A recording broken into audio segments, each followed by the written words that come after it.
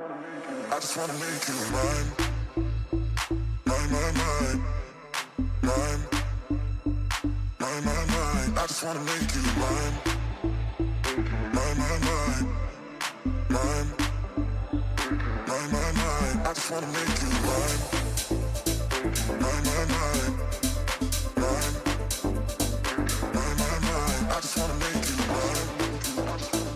I just wanna make you. I just wanna make you. I just wanna make you. Mine, mine, mine, mine, mine, mine, mine. I just wanna make you mine. Mine, mine, mine. I just wanna make you. I just wanna make you. Mine, yeah, mine, yeah, mine, yeah, mine, yeah.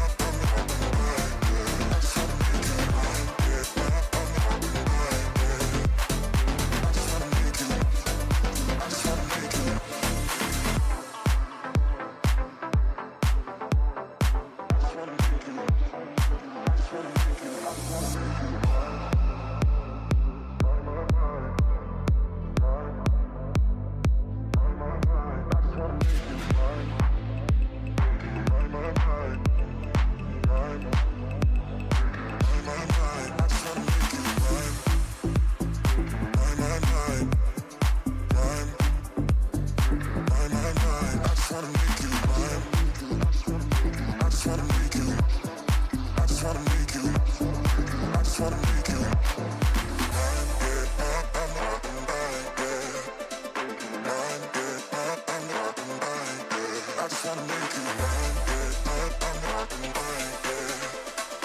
just wanna make you. I just wanna make you.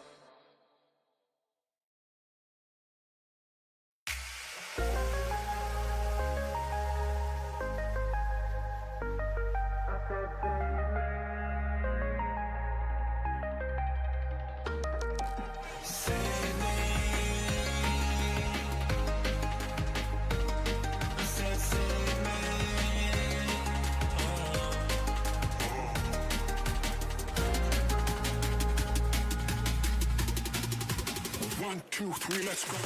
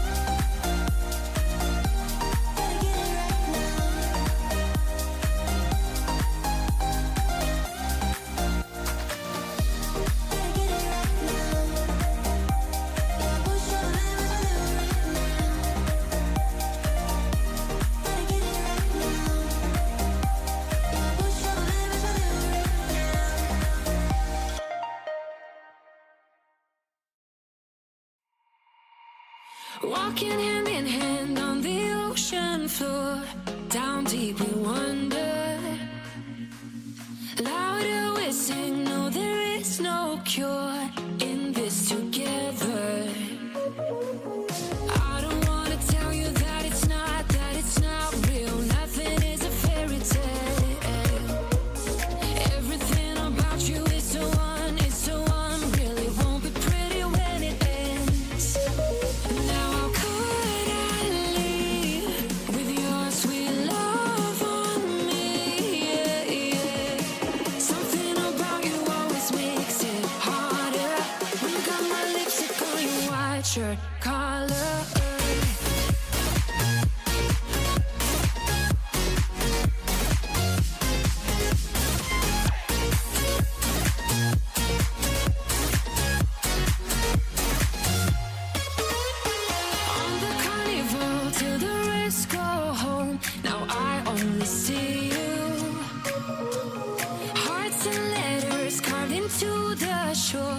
We'll never grow old.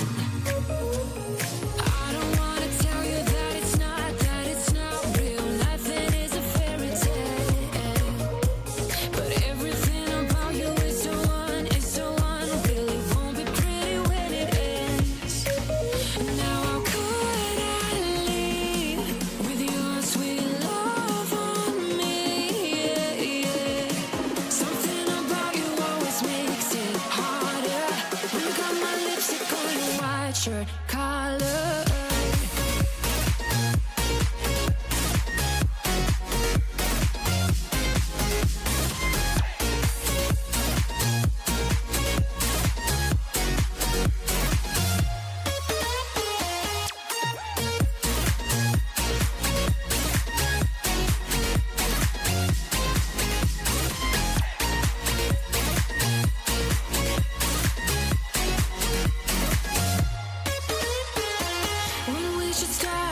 Further, didn't even notice that it rained all summer.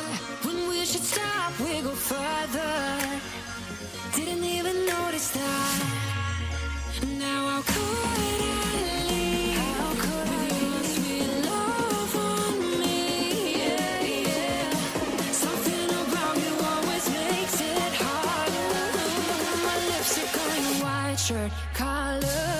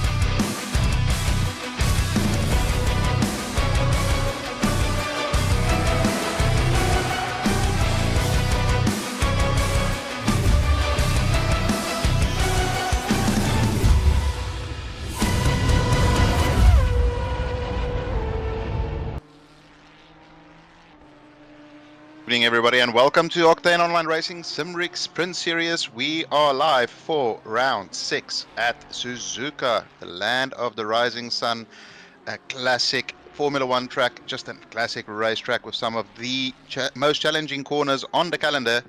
And I am joined in the box by Alexis Bowen. How are we, Alexis? Yes, I am doing very, very well. Oh, I love Suzuka. Ignore the fact it says Paul Ricard there. We are at the Suzuka circuit in Japan, and oh, it is a wonderful, wonderful circuit. Mainly to drive. For racing, it can be a little bit how you're going, but driving around here is so much fun. Yeah, certainly a lot more difficult to overtake than it was at Paul Ricard. So drivers will have to set up those overtakes a little bit more effectively. But we do also have one pit stop this week, which we didn't have last week. So strategy comes into play, and drivers can get some overtakes done in the pits instead of on the track. But we are getting ready for qualifying here in Split Yellow, and it looks like a nice and full track map to me. Yes, indeed. We have a lot of drivers out there tonight. I had a look at the attendance sheet earlier, and there are only a few missing, so we've got plenty out there right now, which is great to see. Yeah, so we should start seeing the first sort of flying lap times coming in about the next 30 seconds or 40 seconds. And yeah, Split Yellow, it's been fairly competitive throughout the field at the head of the pack. There's two standouts at the moment. Can you maybe give us a rundown of the points? Yes, so our standouts at the moment are undoubtedly who we're seeing right now, Mia Rose, who is currently our championship leader on 673 points. She has been outstanding after having a bit of a topsy-turvy first round. Then you have Lucas Burrs, who has been consistent as ever in that Nissan, of all things, currently on 609 points before you get to Brunagawa, who is not racing tonight on 467 in P3. Then you get to your silver class with Arno Loz running away with that at the moment. He has been outstanding currently on 452. Then George Cook P2 in the silver class on 342. And Eric Scarney on 237, rounding out your silver class top 3 right now. In Pro-Am class, it is very, very, very tight between the top 3. You have Curry and Price separated by 11 points, and currently 9th and 10th in the overall standings, 1st and 2nd in the Pro-Am, before you get to Chris Withers, who is currently 3rd in the Pro-Am standings on 234. So they're all very tight. Then you get to that juicy AM class battle between Stockton and Williams, currently separated by just 5 points right now. So plenty to play for in all the championships in this split. And of course, don't forget in the AM Championship, Aiden Payne only about 11 points or 13 points behind John Stockton. So there's a third player in that game as well, which will make it even more interesting. But we have started seeing our first laps on the board, and Mia Rose was provisional pole. Sasha Def has improved upon that with a 1:59.3, which is a pretty speedy time, but I suspect we will be dipping into sort of the mid to high 58s by the end of qualifying here by drivers like Sasha Def and Mia Rose, and maybe a couple of other drivers capable of 58s as well. I'll be incredibly impressed if Lucas Burrs can drag this GTR into a 58. That would be something pretty special, I would say. Yeah, the GTR around here is certainly a car, that's for sure. But Sasha Death has been so impressive the past few rounds. They've come out of seemingly nowhere to make their way up to the front of the field. But look at Burrs right now, really pushing that Nissan to its limits. He's probably going to move up to P2 at this stage with this time, but you know that Nissan is certainly not fun around this track. Well, I would hazard a guess and say it's not particularly much fun anyway. He just manages to get some pace out of it. But yeah, Sasha Def been super impressive, and of course won the first round of the Motorsport Australia Sim Magic GT3 Cup last week in the Pro Am finals. So yeah, putting in a pretty phenomenal effort so far this season. A couple of rough rounds. Sasha's been one of those drivers that is incredibly fast, but does sometimes get involved in some unnecessary incidents. But the last couple of rounds, it's been clean, it's been fast, it's been consistent, and the results are really showing based off of that. But we're on board here with Mia Rose. She's up about a 10th at the moment. She's going to need to find a little bit more than that to get back up into pole position. Yeah, she invalidated her last lap time, but is now going for it again. Currently just under 2/10 up. Still needs to find a little bit more time, but I reckon she has just that little bit. And as you see, a little bit of a gain through there. Coming up now to this horrendous corner at Spoon. It is so tricky and so weirdly configured. You mean the worst track, the worst corner in the game? That one, right? Spoon, correct? Yes, yes. Okay, yeah. The ruiner of many good laps is what I would call it. And here is another one, 130R. You gotta keep it within the bounds of the track. She manages to do so just and has enough time in hand. How far does she push it into the Casio trunk? Wow, that is a really clean line through there. She's 6/10 up. Does she hold it on the exit? She holds most of it. This is gonna fly her right to the top and possibly into 58, not quite. 59 flat though. That is very fast. Yeah, that is laying down the gauntlet ever so slightly there. Very close to a 58, as you said. But we see Sasha Def here is up by a couple of tenths. And again, gets to the hairpin, which is some kind of a TARDIS time sync. I don't know exactly what it is, but you sometimes feel like you absolutely nail it. And then on exit, you just see your time drip away all the way down to yet another corner, which can either give you a bunch of time or absolutely ruin a lap. And as we see there, Sasha Def has lost a fair chunk of time through Spoon. Almost invalidates on the exit there. On a balanced delta at the moment, but needs to find 3/10. It's going to be have to be a pretty spectacular final sector if he's going to do it on this lap. But of course, there's still 6 minutes remaining, so it's more than enough time to get it done. Who's going to be your call for pole position? I mean, it's a little bit sort of easier to predict at this stage, but let's go for a call. I reckon Death can find a little bit in it to just snag that pole position away from Mia Rose. I reckon it will be a 58.9 you're looking at. Yeah, that's a good call. I'm going to say Mia's going to find another 10th and a half, and she's going to do a 58.8 for pole position there. Lucas Burrs with a very respectable 59.5. I think a 59.5, pretty much most drivers in OR would be satisfied with that in any vehicle. But to do that in the GTR is pretty impressive. And then Tom McDonald up in P4, apologies. A very impressive showing from him. And then Sean Bribblecombe looks to be back on form after a little bit of a disappointing round at Paul Ricard. And just look at the delta that Sasha Dev has there. 4 tenths up in the first sector already. Yeah, Death is flying right And now, and there's invalidates. Invalid. Well done, well done. Also, I'm noticing that there could be a potential new name in this split.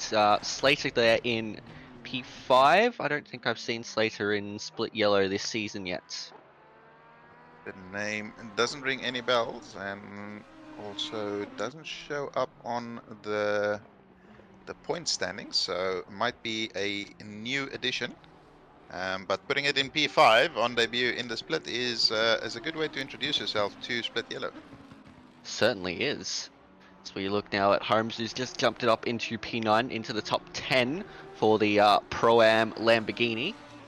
You expect those sorts of cars to be very agile around Yeah, a lot of these S's. the Lamborghini, as we normally don't mention any swear words on stream, but the BOP here certainly does favor the Ferrari and the Lamborghini by a fair chunk. They are, whoa, as Lucas Burrs puts it into P2, screw the BOP, he says, and he does a 59.2 to put it ahead of Sasha Dev there, but we saw how much time Sasha Dev has available in that lap.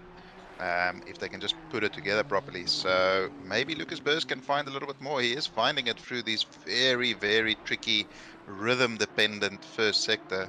But Josh Holmes here up a little bit as well. He had a bit of a rough round last week, got involved in some oopsie-doopsies on the opening laps and had to fight back from there. And I think had some hardware failure as well, if I'm not mistaken. So he'll be looking for a cleaner round as well. Yeah, he's had a few hardware failures lately as we look now, Scully. So it seems like we have another debutant as well tonight. Slade, number 560, who's currently there in P21, coming up from rookies as well. So we have a few debutants here tonight. Excellent. It's always good to see those drivers move in from the rookies up to sprints when they have proven themselves to be competent racers and too fast for rookies. They move up to a slightly more challenging system of racing where there is actually points going into it, whereas in rookies there's of course no championship standings or anything like that. So a little bit less pressure. But Sasha Dev here, he's up by just over 3 tenths at the moment, coming down into Spoon. Let's see if they can get a better line through Spoon this time around. Not losing anything, not really gaining a little bit on the exit, but then loses some of it. Very close to the track limits, but you do need to abuse the track limits a little bit there. So currently just not enough, but there is still a couple of very tricky corners where it's very easy to gain or lose time to go, as we see losing about a tenth there through 130R. Can they get the chicane properly? Takes all of the infield there, but it's not quite good enough. It loses a lot of it on the exit and unfortunately is stuck behind a slower car and decides, to park it up as George Cook there very, very nearly collects a Ferrari. Yeah, so that is Def's qualifying session over, because there won't be finding any improvement on that now. Look now at Mia Rose, who is up by about a tenth and a half. That is roughly what you predicted would be the case. I'm pretty good at these prediction things, but a lot of the drivers just sort of, I think they hear what I'm saying and then they just do something that's slightly off of what I said. So let's see if she... Hey, Okay, that's a drift. I mean, we are in the right country for it, but Yes. it's not quite the right type of cars, I would say. Yeah, no, can certainly pull off your JDM skills somewhere. Probably not in a GT3 car. But she will still have one more lap to go there, so can still potentially improve. We see Grand Blue here, second round in this split, and had a very good debut last week. And we'll be looking to build upon that. Has 3 tenths, a little bit less than 3 tenths up on the moment, and that will be enough to move up one position where we see Eric Scarney. I think currently the lead silver driver there in P7. That's he'll be happy with that qualifying session. We were discussing last week that just been struggling a little bit in qualifying, put it where he needs to, and he'll be looking to capitalize on this good qualifying performance and get in a solid result after a rough round last week as well. Look at this lap from Lou here. Yeah, he's gained a lot of time there. He might potentially move it up ahead of Brimblecombe. It's going to be very, very tight. No, not quite. Oh, Ooh. 1/100th behind Brimblecombe, who himself is only 8 thousandths behind Slater. So very, very tight there between a few of your drivers. But that is a very nice time from Lou. You can be very happy with that. Oh, home. Oh, that's a That sin. that was real send there through Degna 1. Such a tricky corner as well. You need to cut a lot of the curb. You need to use all of the exit curb, and both of them are easy opportunities to invalidate. And he got it just right there. Oh, tips a wheel on the exit at the hairpin, and that is not going to improve his lap time. I think that will mean this lap is pretty much over unless he can do some absolute heroics in the final sector. But yeah, finding 3 tenths in this final sector is not something people do very often, as Riley Price pops it up into P9 there. Eric Scarney has dropped down to P8, so yeah, that is Tom McDonald up into P4, where he was before. Slater has consolidated in P5, still on a lap, I think, and Brimblecombe in P6. I think you'll be much happier with that than last week's qualifying performance. Certainly will be. So we take a look. There's still a few drivers looking to finish up laps now. Scarney has a little bit of time, but he's lost it all on the exit. He will not be happy with that at all. You can see him flashing his lights there in frustration. That is that chicane is a very, very frustrating set of corners to get right. I think we have Mia Rose still finishing her final lap. Is she up? She is, but not by quite enough. She might be able to dip into a 58 here. Just can she? Can she? Will she? She doesn't. She gets Oh, James bonded and gets a 007 there. Not quite enough. She will not be happy with that. I think you're happier with a .03 than you are with a .00 anything, to be fair. yes. When you get a .00 anything, you know you're so close, but there's just that little bit more you can do. And it's just tantalizing. It's so close yet so far, but either way, Mia Rose takes the pole position, followed by a pretty damn good lap from Lucas Burrs in that Nissan. It is it's a very unfavored car anywhere, but around Suzuka it is a dog. So Burrs is doing some wonderful things in that. Death in P3, and McDonald and Slater, who I think is on debut tonight, a beautiful P5 for him, followed by Brimblecombe, Lou, and Scarney there. You can see your top 8. Seeing a question in chat from Lone Wolf. We thinking rain this week? We are not necessarily thinking rain. It's not outside the realms of possibility. But it doesn't seem too likely, although it does seem pretty overcast in this split. So who knows? It might be some mixed conditions. But yeah, it'll be interesting to see how the weather plays out. And this is a very, very tricky track in the wet. Navigating 130R in the wet is one of the more challenging experience, I would say, in ACC. Oh, certainly, yes. Very challenging indeed as we just take a look down the grid as we see the beautiful liveries that these drivers have made for this series. Yeah, certainly some spectacular liveries throughout the field. And then, of course, I mean, if you're not part of the OOR Discord, I don't even know what you're doing. But if you get in there, you can join some of the channels where you can discuss liveries with all of the designers and the creatives behind some liveries, like you see here, the AVR livery, a classic, a Thomas Riley livery, Arno Laws with one of my favorite liveries. It's pretty basic, but I really like the design on that. But there's certainly a lot of people who can help you out to teach you how to do it or design your own very special livery. So be sure to jump into the Discord if you're not already in there. Yes, the Discord is a vibrant and active community pretty much everywhere you look, whether you're into ACC, F1, Wreckfest, Automobilista, anything. Like, there is a small active community there working towards it, or quite the large active community, as is the case here for ACC. It's a thriving community there. Of course, at the head of the community, we do have Neil Alexander, Mr. Malak himself, who the good news is has been released from hospital after a little bit of a stay there and is on the way home. So that is some spectacular news from the leadership side of OOR at the moment. Certainly is. We wish Neil all the best for his return home and hope that he is able to get back in safe hands. So we starts the formation lap now. We do have a 60-minute race with one mandatory pit stop. Your pit window will open at 55 minutes and will close with 5 minutes to go. So what is your chosen strategy in these races? I mean, it's pretty the basic strategy is split it down the middle and do that. But do you have a preferred sort of rough time you want to stop, run it a little bit longer, run it a little bit shorter, or do you just generally react to what's going on around you? It's a general reaction to what's going on around me, I feel. A lot of it depends on qualifying and what sort of battles I'm in. If I'm in a bit of clean air, I'll extend it a little bit beyond the 30 minutes. If I'm in a battle, I'll try maybe an undercut, or if I feel I've got the pace, hold out for an overcut. It all depends. But I sort of base it around that 30-minute marker.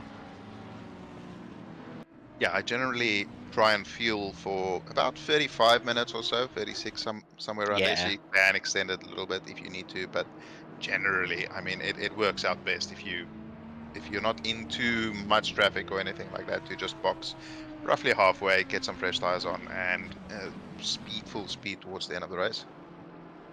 Yeah, that's pretty much the way you sort of take these sprint races. I mean, once you get to longer races, you do have a lot more that you can discuss in terms of strategy, but of course that will come in a few weeks' time. Well, actually, not this weekend, but weekend after.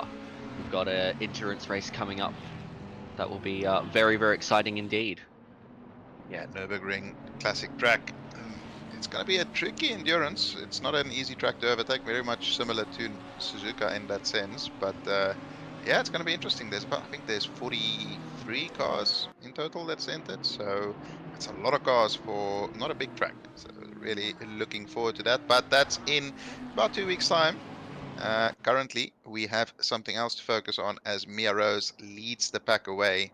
They are on the way to the final sector here, at which time the lights will go green and split yellow will start round 6 here for Octane Online Racing Simrigs Sprint Series.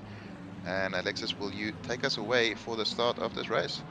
Yes, I certainly will. So we have plenty of cars out there, 32 to be exact. That is a brilliant number to be looking at, but we'll come through the Casio triangle imminently, and we will get this race underway very soon as we look at Benjamin Piper. But out front it is Rose from Burrs, then Death, then McDonald and Slater, your top 5.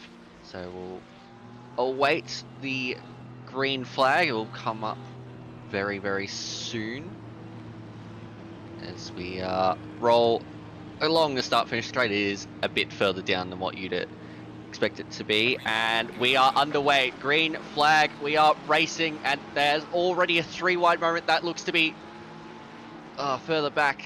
Got a few 3-wides. There's a little bit of contact between Death and McDonald up front, but they seem to have all gotten through okay for the moment. Mia Rose has gotten a good launch, has held on to the lead. There's a little bit of contact further back, but everyone seems to have gotten through okay, which is very, very surprising given that turn 1 is very flowing, very long. But out front is still Mia Rose leading away from Burrs and Death. McDonald right on the back of Sasha Death and is potentially going to line up a move. Death gets a little loose there, but so far, I don't think McDonald will be able to shape up for a move there, especially into Degner. It's super difficult. But yes, Mia Rose has gotten away very, very well from Burrs, who is now coming under a little bit of pressure from Sasha Death. That Nissan just does not quite have the drive through the corners.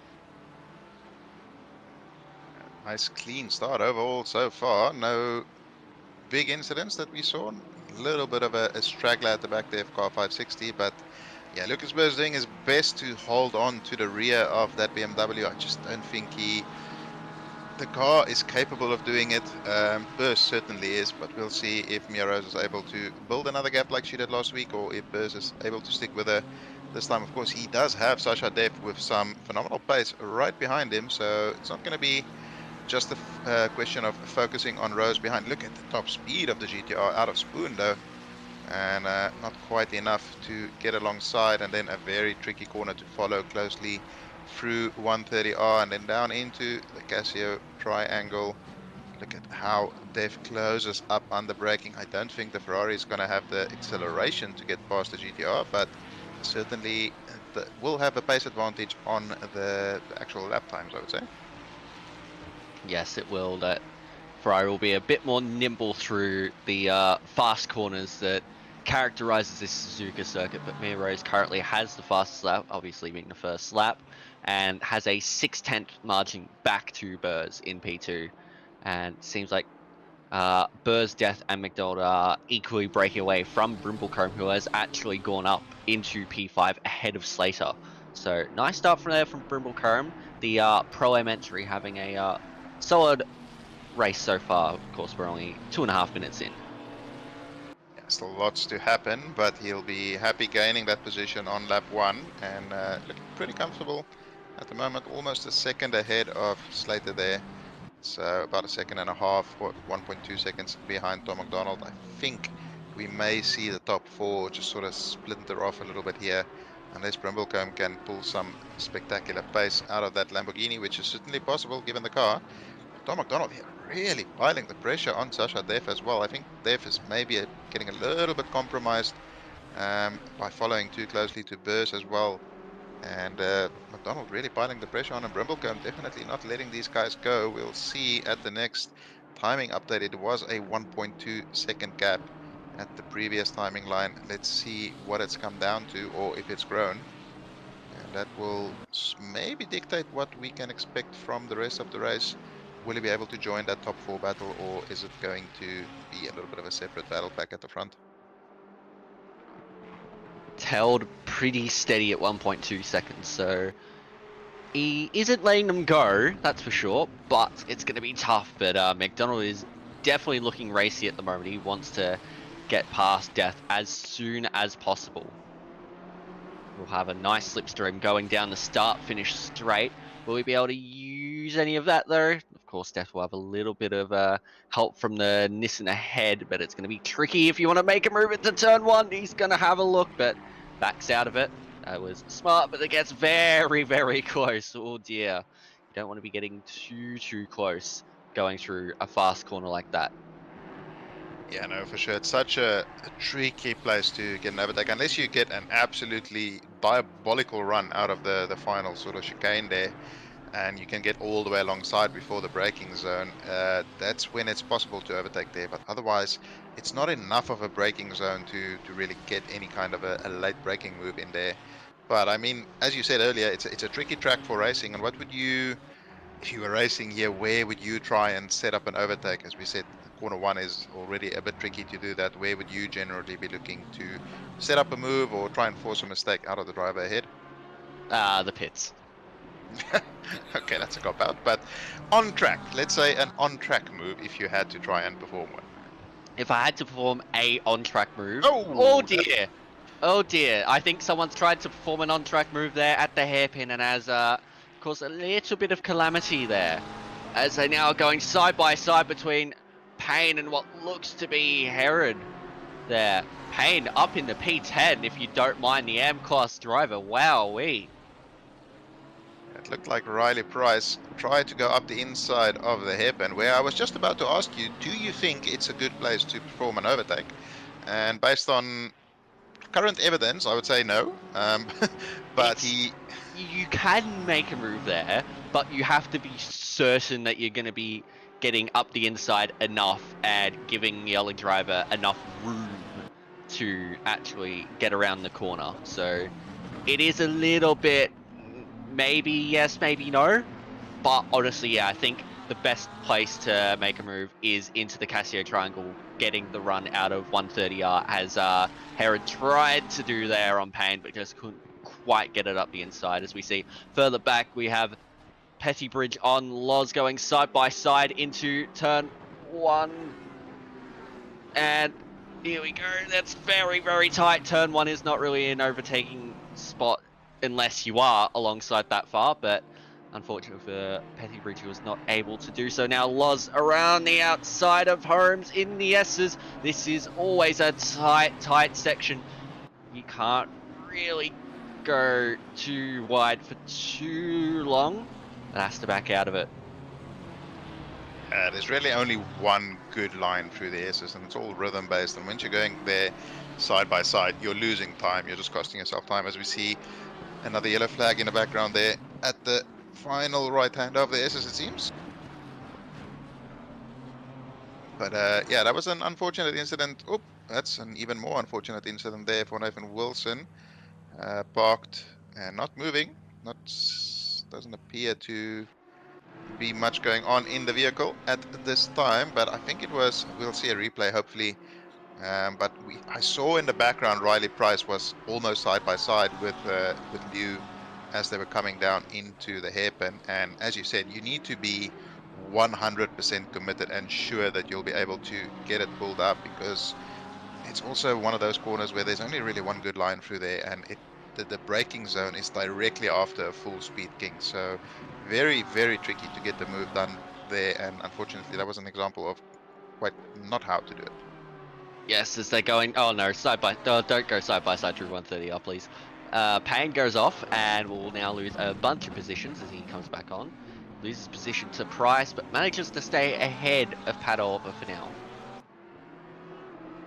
Yeah, not a corner where you want to be going side by side. There's a lot of runoff, but you will be invalidating, you will be getting warnings, and the car on the inside very, very easily can get on the curb, and there's a couple of cars that doesn't react well to taking that inside curb, and that can cause a very, very big accident like we've seen in some races here before. But this little group seems to have settled down in the meantime, but I think Patrick Oliver is still going to try and put a bit of pressure and on Payne there ahead and try and get ahead of the AM driver, as we get a replay here of Nathan Wilson, who we saw parked up next to a wall. Coming through the S's, there's a BMW very close behind, a little bit too close you might say, and there is contact made. Just another little boop just for added bit of affection, and I think Nathan Wilson there is unhappily stewing while the rest of the field flies past him. Yeah, no, that's very, very unfortunate there. Wilson does seem to have, has he gotten back underway? Can't see his car. See him on track unless he's performed an Alt F4, which sometimes happen when you get a little bit too frustrated. It's not encouraged. There's a lot of times where a bad incident early in a race can still get you a good result if you just stay with it, other drivers falling off track, but you know, sometimes the frustration does get the better of you. But it looks as though Rose, Purse, Def and McDonald have cleared off completely from Brimblecombe. They're 4.4 seconds, so just not quite the pace in that Pro-Am car to stick with the guys up front. And he's dropped Slater a little bit, so he's fairly comfortable there, but Slater is still under pressure from Scani, Grant Liu after that incident down in P8, and Benjamin Piper, Matthew Herod rounding out the top 10 at the moment. I think we may see a couple of penalties coming, maybe for Riley Price, maybe for Grant Liu. I'm not sure who was at fault in that incident, as we see Patrick Oliver pulls out behind Aiden Payne, tries to go alongside and gets the move done. Aiden Payne tries a little switcheroo, but Patrick Oliver, seasoned campaigner there, gets it down back onto the apex and doesn't allow Aiden Payne to get that sort of cut back done there, and Oliver is up into P12. Yeah, very clean move there. He just got enough of a slipstream on Aiden Payne going into turn 1 and making it alongside far enough to make the move cleanly. I'm just noticing, oh dear, that is very wide, and he's lost the position already just from going a little bit too wide there at Dunlop Curve, and Loz nearly went up the inside. But, is that the Japanese pronunciation? Or, whoa, a big old drift there from Loz in the back as well. Yeah, it was certainly a pronunciation. But Paddy Oliver will have to try again on getting past Aiden Payne, but he can't be making those mistakes too often. But I was just noticing that McDonald actually has the fastest lap of the race at the moment. So he's clearly got some pace there in that Ferrari, but just can't utilize any of it at the moment. Just stuck behind Death and Burrs, who are quite quick in their own right. Yeah, it'll be interesting to see if any of them decide to try and go for an early stop. Suzuka is heavy-ish on tires, but it's not too bad. So is it worth maybe looking at like maybe a 10-minute early stop? So you go in around 40 minutes remaining in the race, try and get that undercut done if you can get some clear air. As we've mentioned, it's a very tricky track for on-track overtakes. Although Eric Scani is in the process of attempting to make me look like a fool, pulls out of the slipstream.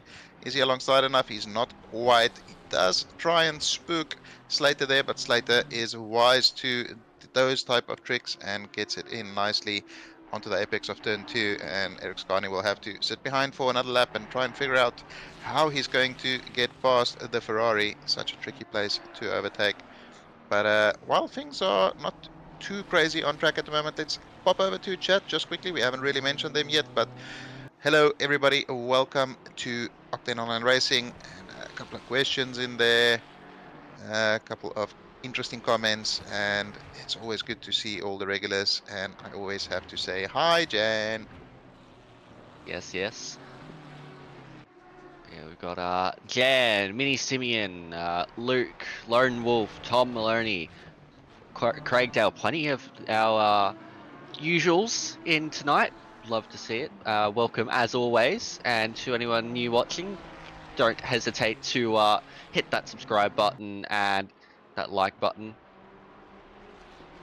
Yeah, for sure. As we see there on the last timing update there, Sasha Dave only 0.148 behind Lucas Burr. So really piling the pressure on, but it's one of those tracks where top speed is pretty much irrelevant. It's all about acceleration, and we know the GTR is not good through corners, but the one thing it is good at is accelerating. And the Ferrari, even with its sort of recent updates in terms of low power or low speed turbo buffs, it's just not quite as good out of the corners as the GTR is going to be, and that mid speed, which is what you basically reach here, you're not getting really close to top speed. I don't think the Ferrari is going to have the legs to get through, and it might be a case of this trying to decide this in pit lane. Of course, a very very tricky pit entry as well. Very easy to jump over a curb or hit a wall, and we all know how tricky pit stops are in ACC. Very, very difficult. Ooh, Burst is very wide there. Manages to keep it in, but slows down quite a lot. And Sasha Dev has to compromise a lot to not make contact with the back of the GTR. But this is where you need to get a good run if you potentially want to get something done into the Degness, which is possible. No. No. Not advised, but possible. I'm just gonna say no to that one. Typically, moves into Degna is not advised. Well, I did say not advised, but also possible. Anything is possible if you put your mind to it, and you don't care about other people's well-being. Then Yes. it's certainly possible to do. But this group of three here currently pretty much unable to be separated. All of them within a couple of tenths of each other, and that is allowing Mia Rose at the front to just casually start building up a gap. She doesn't have the fastest lap, so I think in terms of outright pace, maybe Sasha Dev and Tom McDonald might be able to match. I don't think Lucas Burrs is quite able in terms of just lap times. You see, that looks like Patrick Oliver and Aiden Payne, I think, who's had an incident at the hairpin. Patrick Oliver still slow to get going. But yeah, I think if McDonald and Dev can maybe try something different with strategy, they might be able to get ahead of Burrs. But I think a 3-second gap to Mia Rose, we've seen what she's capable of this season. Once she gets into clean air, that's already starting to look pretty much insurmountable. Yes, definitely. Mia Rose out front is in a slightly different race right now. I think McDonald and Death, if they want to have any chance of winning this race, they need to undercut and get past Burrs in the pit stops. They're just not going to be able to do it on track. Eric Scani has gotten past Slater. We didn't see that happen on track, but he'll be happy with that. And already about 7/10 ahead of Slater there, he'll be looking to try and clear off. And it's a 4.5-second gap to Brimblecombe. Whoa, McDonald goes very wide on the exit of the the Dunlop there, and we saw what can happen there if you do that with Patrick Oliver a little bit earlier. But McDonald in this case manages to get it nice and tidy, and Dave was so close to burst there, but then just a little bit of a slide on the exit of Degner 2. And is that going to allow Tom McDonald, not on the latest of late braking, would he have been able to make it there? But it's always good just to sort of pop out into the mirror of the car ahead and make them aware you're there, and make them start thinking about looking in the mirrors a little bit more often and potentially forcing a mistake out of them. Yes, definitely. And that's one of the few ways you can actually get past around here, is just forcing that mistake of the driver ahead of you just by filling their mirrors completely. But yeah, I don't know. It's definitely not easy to overtake. You know, there's so many tricky corners here. I mean, it's not a track that I wouldn't say I particularly enjoy it. It's okay for hot lapping, but it's so frustrating. There's so many annoying corners, tricky corners, and Matt Powell has officially jinxed it. We have our first penalty there for Chris Withers with 10 seconds. Not quite sure for what yet, but we do get confirmation from Firelord Racing that penalties are on their way and normal programming is to be resumed soon. Of course, we saw a fair chunk of penalties last week for split yellow. Hopefully not quite the same this week. But yeah, we see our first couple coming through, and there we see Riley Price with a 15-second one. That will be for the incident with Grant Blue coming into the hairpin. Get a replay here. Patrick Oliver on a loss. Aiden Payne right ahead on a loss, checks up. Patrick Oliver gets all kinds of wide. That's Josh Holmes in the background that goes off as well. And what is going to happen here? That is Chad Bridge absolutely censored. Chad. And that is not a Chad. Oh, and then Oliver didn't hold his brakes effectively there and gets collected there by Tatlian as well. That is a bit of an unfortunate little sequence of events. Yeah, I mean, Pat was put in a very compromised position there, sort of stuck in the middle of the circuit. Yeah, but not the cleanest of moves at all by Petty Bridge there at all. Yeah, I think that was a little bit optimistic. You see Pat Oliver slightly compromised coming out of Degner 2, and your sort of eyes get a little bit bigger than your braking ability, and you just can't get the car slowed down. And also, you arrive quite late, so Patrick Oliver wouldn't have known that Preffy Bridge was almost or attempting to get alongside, and you turn in to take your normal line. As we see Tatlian there also get a penalty. I'm not sure what incident that would be for. And another thing we haven't really mentioned here is drive-throughs. A very easy track to get drive-throughs. There's quite a few corners where you can get warnings, so drivers won't want to extend the limits too often.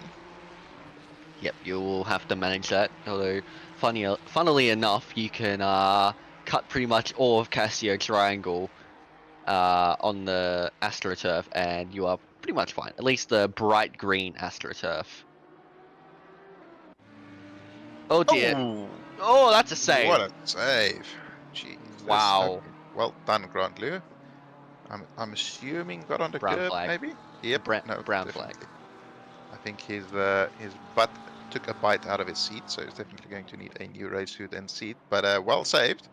He was pointing towards a wall and kept it out of it, so that is good news.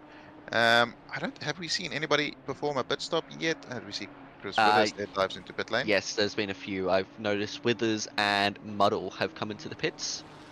So we've had a handful of pit stops so far, but nothing towards the front of the field, although I reckon one of Death or McDonald will be in very, very soon. Yeah, it's getting to that stage now, sort of 39 minutes remaining in the race, where you're not really going to lose that much in terms of pace with the added fuel and the little bit of tire wear. So It's whether the undercut becomes possible. The question is just, are you going to come out in clean air? Are you going to come out in traffic? Because that is a very easy way to ruin your race. So we see Liu here very close to Slater ahead. And, oh, it just goes a little bit wide. Car just understeered all the way onto the grass. What a fantastic save that is. Yeah, that was a very, very good save there by Grant Liu.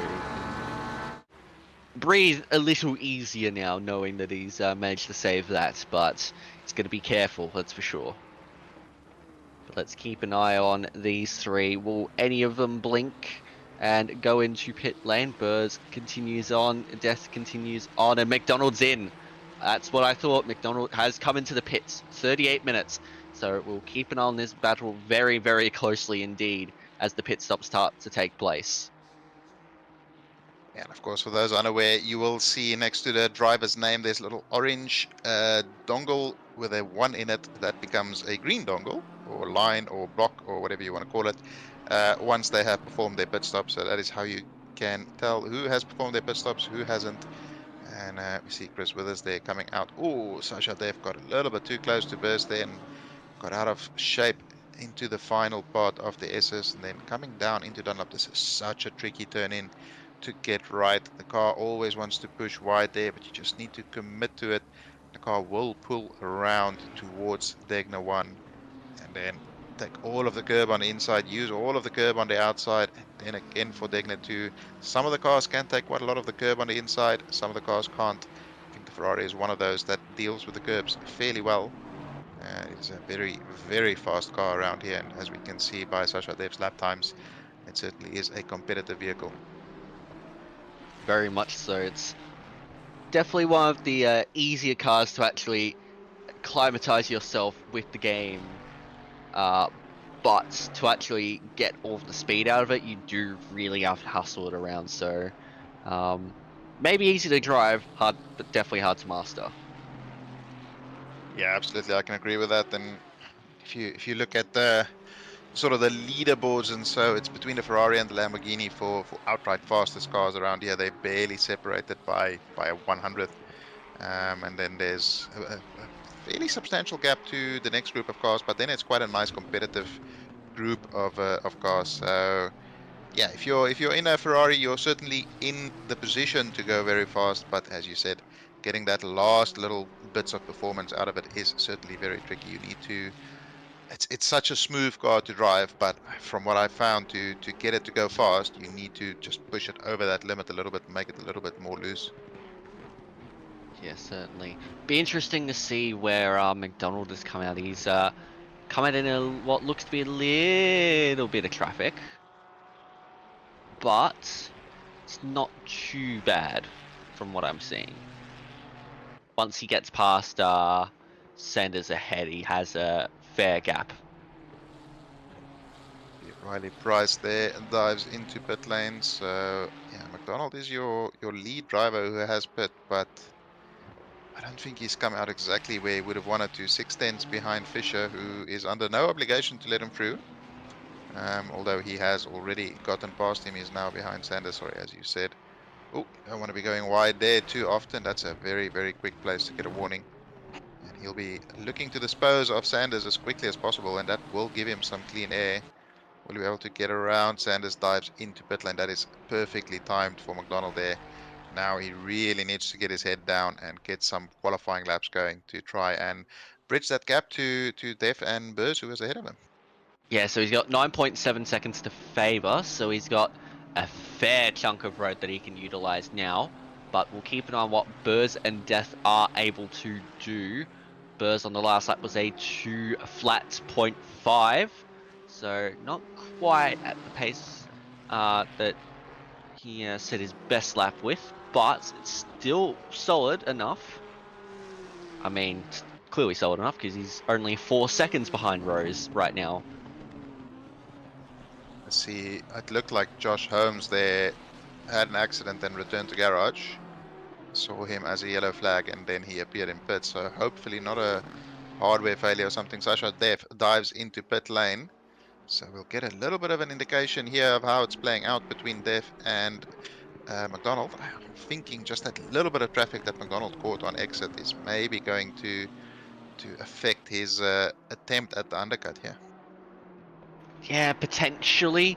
But he's had a little bit of time now in clean air to just stretch the legs a little bit, so I reckon this could be quite close. Yes, it will be interesting. And Lucas Burrs here coming up to some traffic of cars that have pitted. You really don't want to be dealing with a blue flag traffic if you're trying to defend against an undercut. Where is McDonald? McDonald is coming down towards 130R. He's up by a fair chunk on his previous lap, although ACC deltas are a little bit broken after pit stops, so not too concerned about that. Sasha Dev is moving already. It's a long pit lane, but he's not that far down. I think Dev will be fairly comfortably ahead here, it appears. Yeah, As he crosses the line there. Yeah, no, he's well and truly clear. I wonder if McDonald made a mistake in coming into the pits. Maybe he got moved in the pit stall. Yeah, certainly possible. Like I said earlier, it's such a finicky setup that they have. You need to be inch perfect, or otherwise you get moved, and getting moved can cost you anything from about 3 to 5 seconds, depending on how much they move you. So on occasions you get picked up and dropped, and that's another 2 seconds that cost you time. So yeah, a lot of features in terms of pit stops, and Sasha Dev is stuck behind Jake Faber there, coming out of Dunlop. Faber tries to get out of the way, but it's not really an easy place as a blue flag driver to move out of the way. He Well, does it's so. not blue flag. Ah, that's true. Of course, sorry. That was on track, so Faber had no obligation to let Sasha Death go, but Death managed to get up the inside through Dunlop Curve and force the move. So it's now 12.1 seconds to Stockton ahead, so Burrs might be starting to sweat a little bit. Burrs has stayed out for another lap, and now they're in clean air. So, I mean, the gap before the pit stop was about 8/10 or seconds. So let's see how things play out once Burrs decides to stop. I don't think Mia Rose is under any real kind of pressure from those behind. But it should be interesting to see what Def is able to do now that he's in clean air. If he can get in some fastest laps and perhaps start closing that gap on Mia. Whether Mia was managing pace or whether she was pushing to get away, we'll start to tell after the pit stops. Yeah, as we see here, mentioned there by Glenn Scarney, 2.6 now behind Brimblecombe. It was about 4.5, I think, when he overtook Slater. So building the gap behind Slater and slowly but surely catching Brimblecombe. That would be for top 5. So yeah, he might have been frustrated with that final lap in qualifying, but so far putting in a very solid performance in the race, as he usually does when he sort of stuffs it up in quali, which he usually does as well. You know, Scarney's race pace is usually very, very quick and consistent. So it's just another usual round for Eric Scarney, and he is now chasing after Brimblecombe, who was holding P5 before the pit stops began.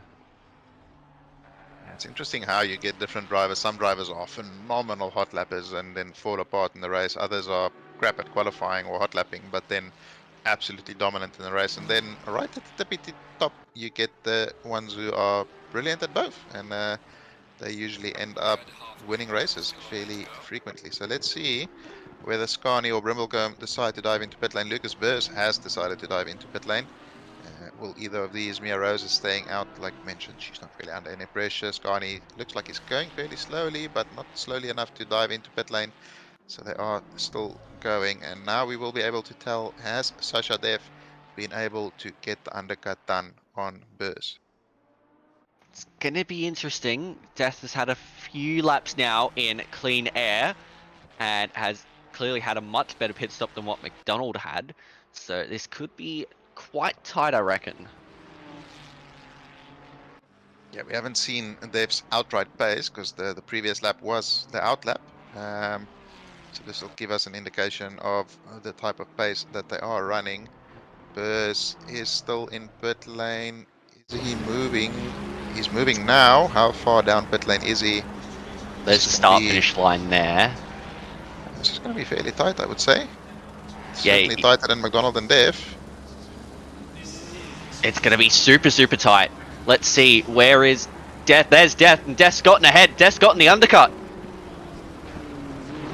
Yeah, brilliant job there by Def, as we saw one outlap, and it was a belter of an outlap, disposed of Faber immediately, and that was crucial to get a good lap in.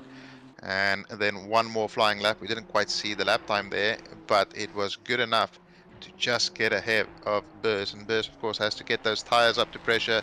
Dev's tires are pretty much in the zone now, and hopefully we'll see him starting to build a little bit of a gap and maybe chase down Mia Rose. Let's see what the pace will be like in the second stint of the race. Yeah, we have a bit of a race on our hands now.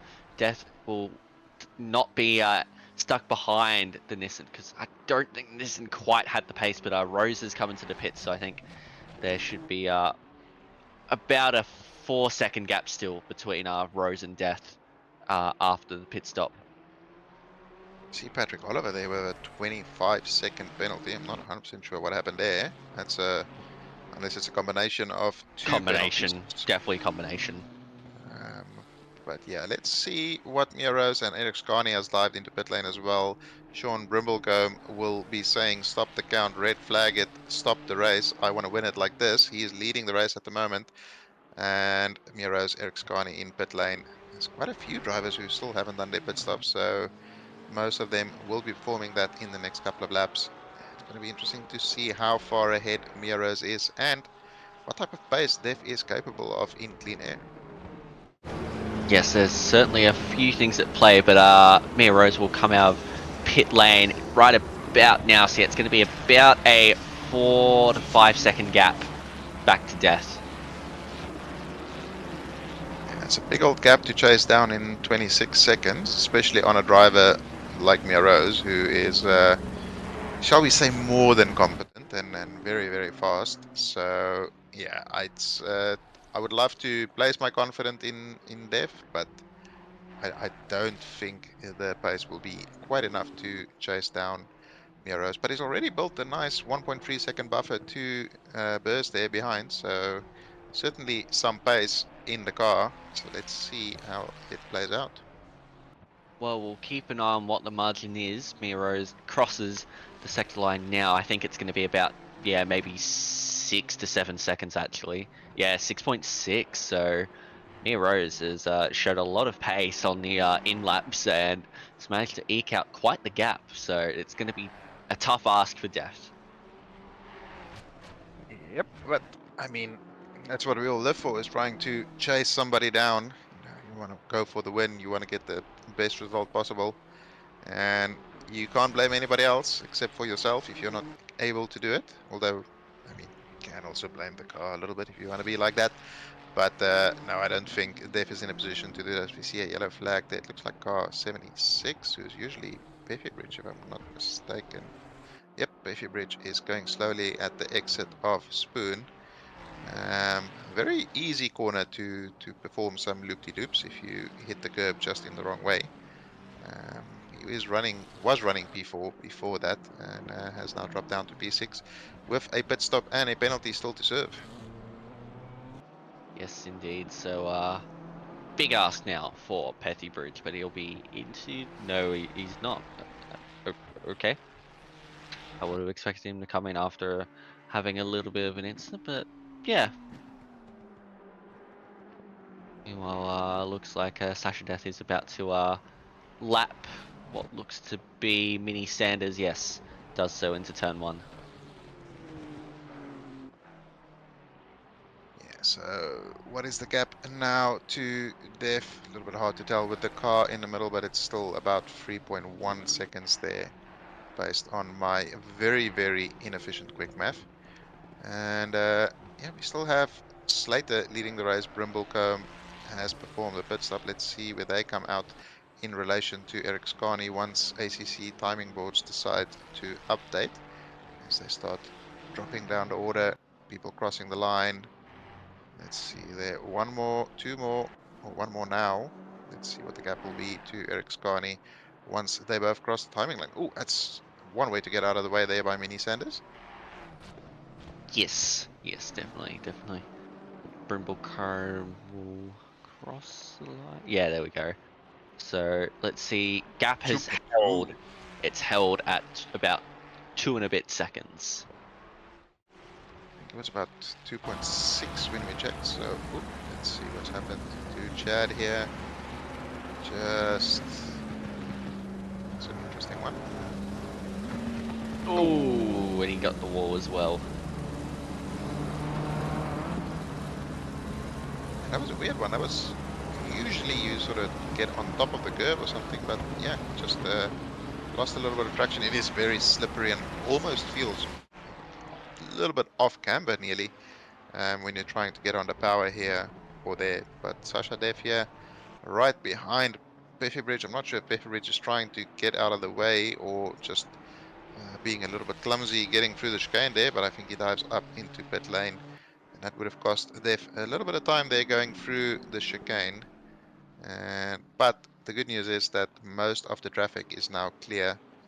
I think we have, yeah, that is all the traffic between them is clear. George Cook still has to perform a pit stop about 1 second ahead of Miros at the moment. Yes, so we'll see how long Rose is held up behind Cook for, but I wouldn't say it's too long. Yeah, I wouldn't be surprised if George Cook decides to dive into pit lane in this lap as well. So, Yes, well, it looks like Rose has already gotten through, so. okay, well, that certainly helps. Yes, it does, and already a 1.7 second gap. We look a little bit further down the field. We do have Brimblecombe is your lead Pro-Am driver, Eric Scani your lead silver driver, and then Aidan Payne your lead AM driver once Paul Granich has performed a pit stop. So Aidan Payne running in P15, Joe Williams not too far behind, P17, so very good performances from the AM drivers there, and then Grant Liu in P11 had a bit of incidents in that first stint with a couple of oopsies, has dropped down to P11, but did perform the save of the day, so it sort of balances out in terms of losing positions. Certainly does, and when Cook comes in, you'd think he'd move up back into P10. Yeah, so this is going to be interesting for the AM Championship. John Stockton is out of it for this race. He's not really putting in the best performance so far, so he will lose the lead here. Let's get a replay here of something that happened to Patrick Oliver. Is this part of the penalties? I would suggest so. Was ahead. Oh dear, oh dear, oh dear, oh.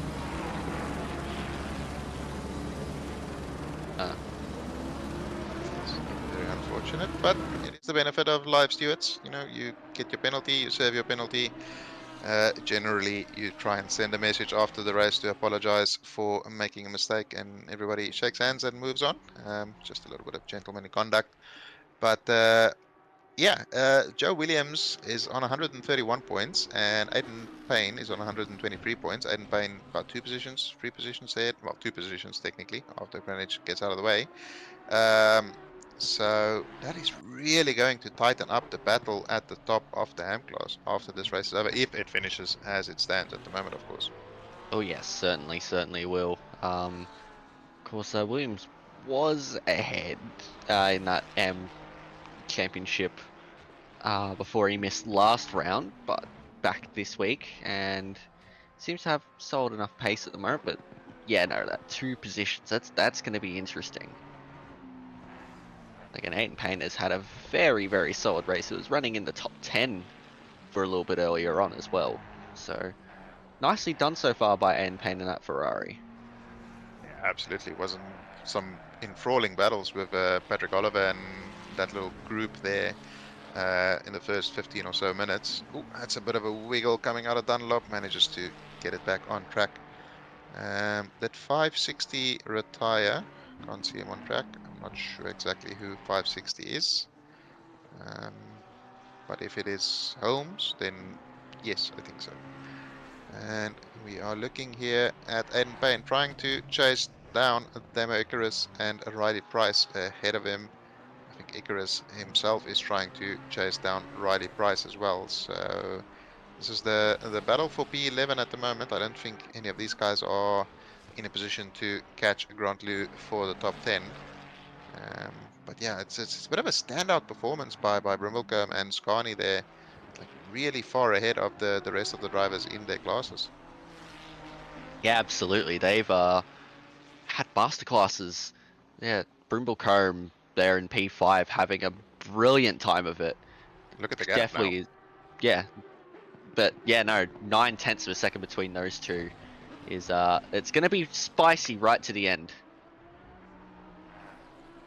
Oh, Ace Slade. We haven't really seen much of Ace Slade, so I'm not 100% sure I what believe happened there. Slade was caught up in a start line incident. Ah, okay. So yeah, Eric Scani has broken down the gap, and he is right on the back of, no, not right on the back of Brimblecombe, but near enough on the rear end of that Lamborghini, and it's going to be a case of where can he get that overtake done, and where will the car be faster. Based on what I've seen in sort of the practice servers and what we've been able to do, I think the Ferrari is very strong in the middle sector, where the Lamborghini is incredibly fast in the first sector. So yeah, it should be interesting to see where the two cars sort of benefit and lose out, and what Eric Scani is able to do. He'll be wanting that P5 more than anything at the moment. So, hearing from Matt and chat, a few weeks ago, Brimblecombe was worried he was not fast enough from rookies. Well, he may be too fast for the Pro-Am class at this rate. He might be sending a nice kick of motion to the Silver class imminently, I'd say. Absolutely. So far, he's done 3 races and he's qualified P6 in 2 of those. So I think he's dispelled the fury of not being fast enough. That's certainly true. And having a much better race this week than he was able to have last week as well. It's Mini So Sanders. that was very deep there into the Casio triangle. Now has to hope that Mini Sanders lets these two through. Sanders had a bit of a poor run through the chicane, as you said, very deep and a little bit compromised there. And is he letting them through? He's let Brimble come through, but a bit of an awkward spot there where Scani wanted to use that piece of track potentially, but overall well done there by Sanders. Got out of the way fairly effectively. And we have Slater, who have a debut drive-through, most likely for track limits. Very easy Welcome to to get Split those. Yellow. Welcome to Split Yellow. That's all I have to say about that. I will say 44 minutes for the first drive-through at Suzuka, that's not too bad. That's actually not too bad. Yeah, that's quite reasonable given how easy it is to get track limits around here. Yeah, absolutely. Hopefully none of the top drivers get involved in some drive-through. Oh, that's a big old little slide there from the Ferrari, but yeah, it looks as though Sasha there is not quite able to close the gap on Miro's. Miro's still extending that lead ever so slightly. She's been fairly dominant. As you said a little bit earlier, she had a rough round 1, but since then she has been pretty much untouchable. And Lucas Burrs has tried his best to stay in touch, but just sort of limited by what the car can do. And we've seen today Sasha Def and Tom McDonald trying their best, but just not quite enough in hand to do anything about the very, very pink, very, very fast BMW that is leading this championship. You know, she has been on another level tonight. Like, it hasn't been quite the same level as what she's exhibited at the past few rounds, but it's just that consistency that she's able to show. I mean, she was able to take the fastest lap back after McDowell took it earlier on. 59 flat for the fastest lap of the race. That is, what, 600ths slower than what she set in qualifying. So, very, very pacey, very, very consistent tonight, as you'd expect from Mia Rose. See a comment there from Bafu saying that Burrs has to drive something that's not slower than a Porsche Cup car. I would love to see him in a Porsche Cup car. He would still be able to probably get a top 10.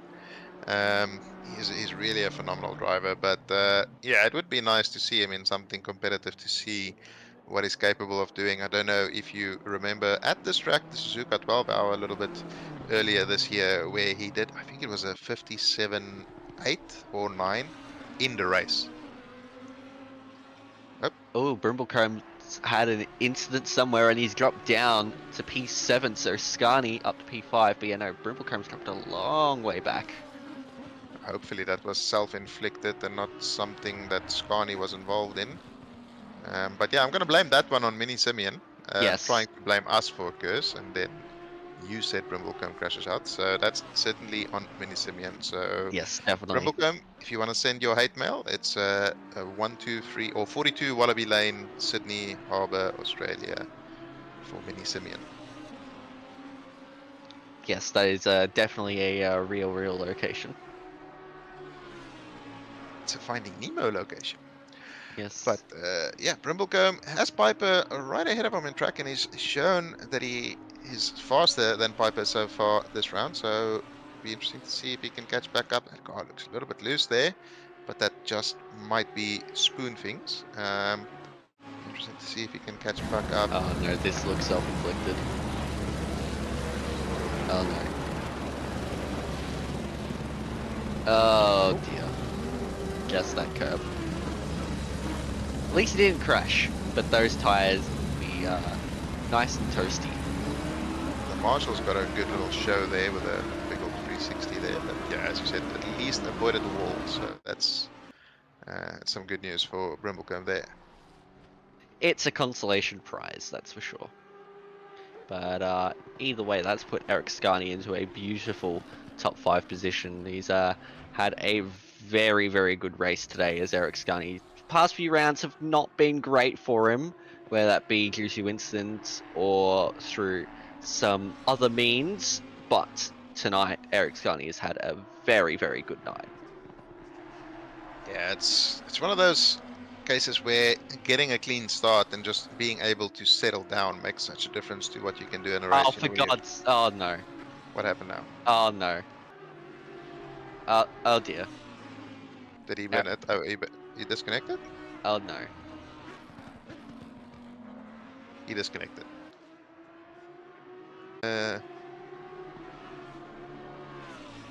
Okay, well, I'm gonna blame Alexis for that one. So, I mean, you were just hyping him up and telling him just how amazing he is, and then you made his internet disconnect. My heart so, has just shattered into a million pieces. We see confirmation there from Chris Murphy. His internet died. He will be in the team speak together with Scarney, or he would have been until his internet died, of course. So that Yeah, is... no, he's back now, but oh dear. Oh no. I am so sorry.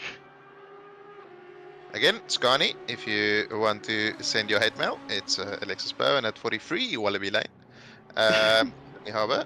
Yeah, that is so unfortunate to see. We were just hyping up how well he was doing, and then he drops out of the race. And then Benjamin Piper, who we've hardly seen this race, moves up into P5. A pretty anonymous race, but you're not going to complain about P5 in a field like this.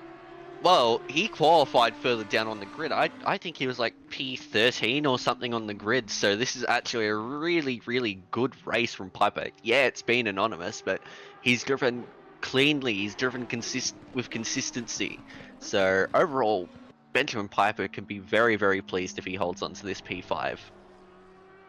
Of course, the Audi is a very fast car around here, but anybody who's driven it knows it's a very tricky beast to deal with, and especially Sector 1, which is so flowy, as you can see there, gets a little bit of a moment. The car just tries to over-rotate all of the time, so it's difficult to manage, but you know, at a recent SRO race here in Europe, it was the pole sitter, so it's certainly capable of pace, and Piper's putting it in P5 so far, showing some good pace, but he is under a lot of pressure from Brimblecombe now, and he completely misses the apex there in Degna 1, and then takes all of the apex into Degna 2. And Brimblecombe is just going to need to be patient. I think he has a fairly significant pace advantage. Just needs to try and force that mistake from Piper. Don't get too greedy and try and make a move that's not on. Yes, no, Brimblecombe's certainly shaken off that little error at the Casio Triangle before and has now found his flow again and is really hustling this Lamborghini around. This is going to be a nice battle to watch right through to the end of this race. Of course, we've got just under 9 minutes to go. See, Grant Lou and Herod have all moved up a couple of spots as well. Grant Lou up into P8 there. He was running P11 not too long ago, so he'll be happy with that. And that places Hayden Payne very close to the top 10. Only 2.3 seconds behind Demetrius. I don't think he has the pace to catch him. The gap was a little bit smaller earlier, but he's in prime position to benefit off of any other misfortune, such as Eric Scarney's disconnect there. Anybody else ahead of him, and Aiden Payne will be in the top 10, which is a phenomenal performance by an AM driver. Oh, absolutely. And shout out to Joe Williams as well, right behind Annie Curry right now, and is looking to get as close as he possibly can in position to Aiden Payne, as he's got a bit of a run. What's his cornering like through 130R? Annie Curry has it fairly nicely through there. So Joe's just got to be patient. But, as Hanny Curry goes wide, this is the opportunity that Williams needs. Although that, I'm not so sure about that one. That's interesting. I don't think he gained too much time. Well, he was running up the track anyways, but I typically don't like it when drivers can just do that and maintain the gap that they had before their mistake. I think that the only sort of saving grace maybe is it wasn't at that stage a fight for position. There wasn't an attempted move or something. So not saying it's right, but just saying that that might be the sort of mitigating factor. I mean, either way, he would have received a warning for it anyway, so I guess it's not too bad in the end, but really that would almost warrant 2 warnings in my book. Diables, Scotty was actually running P5, and then he disconnected when Mini Simeon absolutely cursed him. Oh no, wait, Simeon cursed. I cursed him. Sorry, there's so many people cursing people, I just get confused a little bit. But yeah, Joe Williams really putting the pressure on Curry here, and from what I've seen and from what some of the Porsche drivers have said, the Porsche is a bit of a handful to get some pace out of here. So Williams really in prime position here. There's what, maybe 4 more laps remaining, and he has a lot of time to get the move done. So Payne hasn't let the prospect of a top 10 finish go just yet. 2.7 seconds to Icarus. So keep it nice and tight as Brimblecombe now getting very, very close. Payne is catching Icarus little by little here. So that top 10 for an AM class driver is still on the cards, if you can believe it. Oh, Piper. Oh, dear. Oh, dear. Okay. I mean, it wouldn't be a split yellow race without some Alexis noises, and we finally got them. It's very near the end of the race, but finally there. You got them earlier on as well, I believe. There was Yeah, there was a bit of a but it wasn't quite like authentic Alexis noises, I would say. Yes, but that was a blue flag car. That was not in the best position whatsoever. No, please don't make moves at Decker. Jesus, no. Okay, this is getting a bit close. This is getting a bit close now.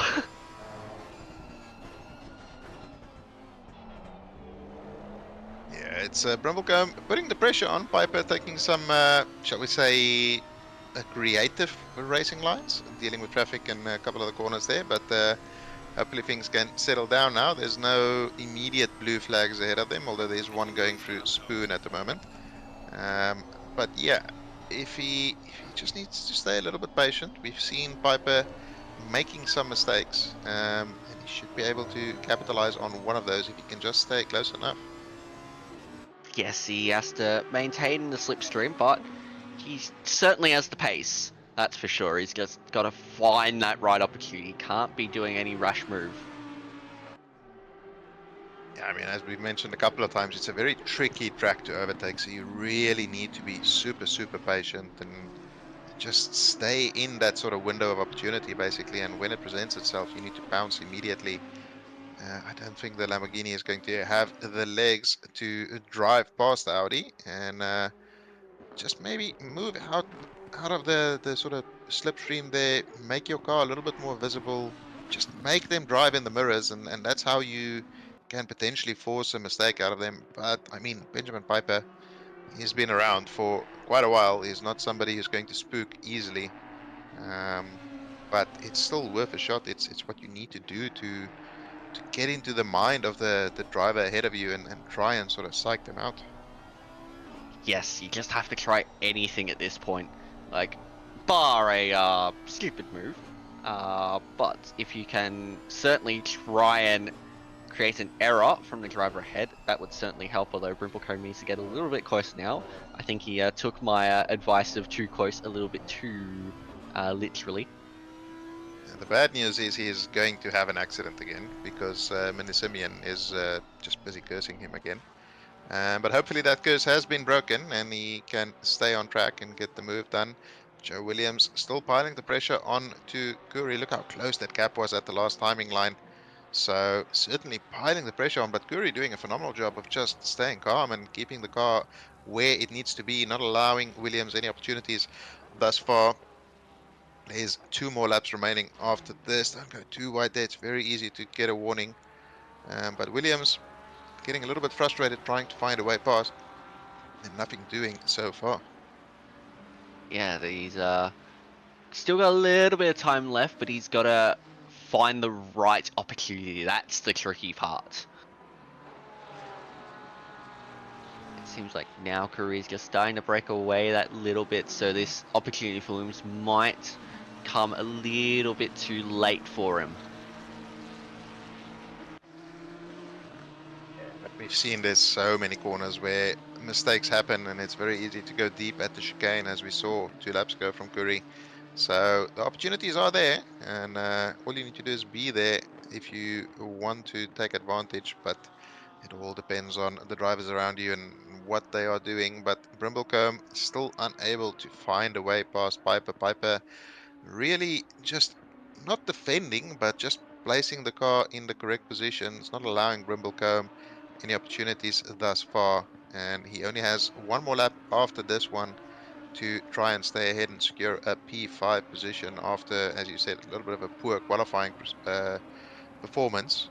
He'll be very, very happy with a P5, but Brimblecombe looks absolutely dead set on getting this P5, ripping it out of Piper's hands in the depths here. Yeah, he's really pushing that Lamborghini now. He's got about a lap and a half to go. Has a few opportunities yet, but he needs to bide his time. He needs to just hold as tight as he possibly can to the back of that Audi. Easier said than done. Yeah, absolutely. It's not an easy track to follow closely though. There's so many corners, especially Spoon and 130R. Very difficult to spot your apex when you're so close to a car, and difficult. Oh, Joe Williams has gotten ahead of Curry. Okay. That's at I the have a end of feeling the that might have session. been done into turn 1 because Williams was always getting close on that start-finish straight and has now managed to do it. So he's now up into P12 and is now just 1 position behind his fellow M-class rival, Aiden Payne. Look So at it's that. into turn 3. Wow. That's a Okay, hell of a interesting. move. That's somewhere you typically see moves, but yeah, Brimblecombe. Let's see if he can pull off some magic like Joe Williams just did. He will have 1 more lap to do it. Mia That Rose is going Audi through the off the Degness. corner is just fantastic, that Audi off the corner. Yeah, it does accelerate unlike pretty much anything else that I've seen. Yeah, Brimblecombe a little bit too far behind now, and he only has about 1 minute and 50 seconds to get something done. So he's going to have to pull something out of the hat, and it's going to have to be a pretty impressive rabbit if he's going to get the move done. Oof, look at this. Patrick Oliver with a send around the outside of Curry there, getting... Oh, and then he bumps Curry off track. He already has 25 seconds of penalties. You don't really want to be being that rude when you already got slapped on the wrist a couple of times. But anyway, he gets the move done. Yeah, yeah. I think that's all I'll say on that. Case later. That is certainly a move. That is nice crisscross, I will admit, but was not expecting that from Slater. Either way, great move up into P15. Great stuff. And Kuri's race has fallen apart in a matter of about 5 corners here. Gone from what was that, P13 all the way down to P15, P16. So yeah, really not great. But Mia Rose has finished the race. We didn't see it because she's so far ahead. About 11 seconds at the end there. Sasha Dev, phenomenal performance from them. Finishing in P2. Lucas Beers drags that GTR up into a position where it doesn't belong yet again. P3. Tom McDonald was right in that battle for most of the first half of the race, but then started dropping off a little bit once things spread out far. Still has to navigate the Casio triangle, but it's not looking too bad, although he does miss the apex a little bit there. And Brimblecombe gets a good run, but not a good enough exit.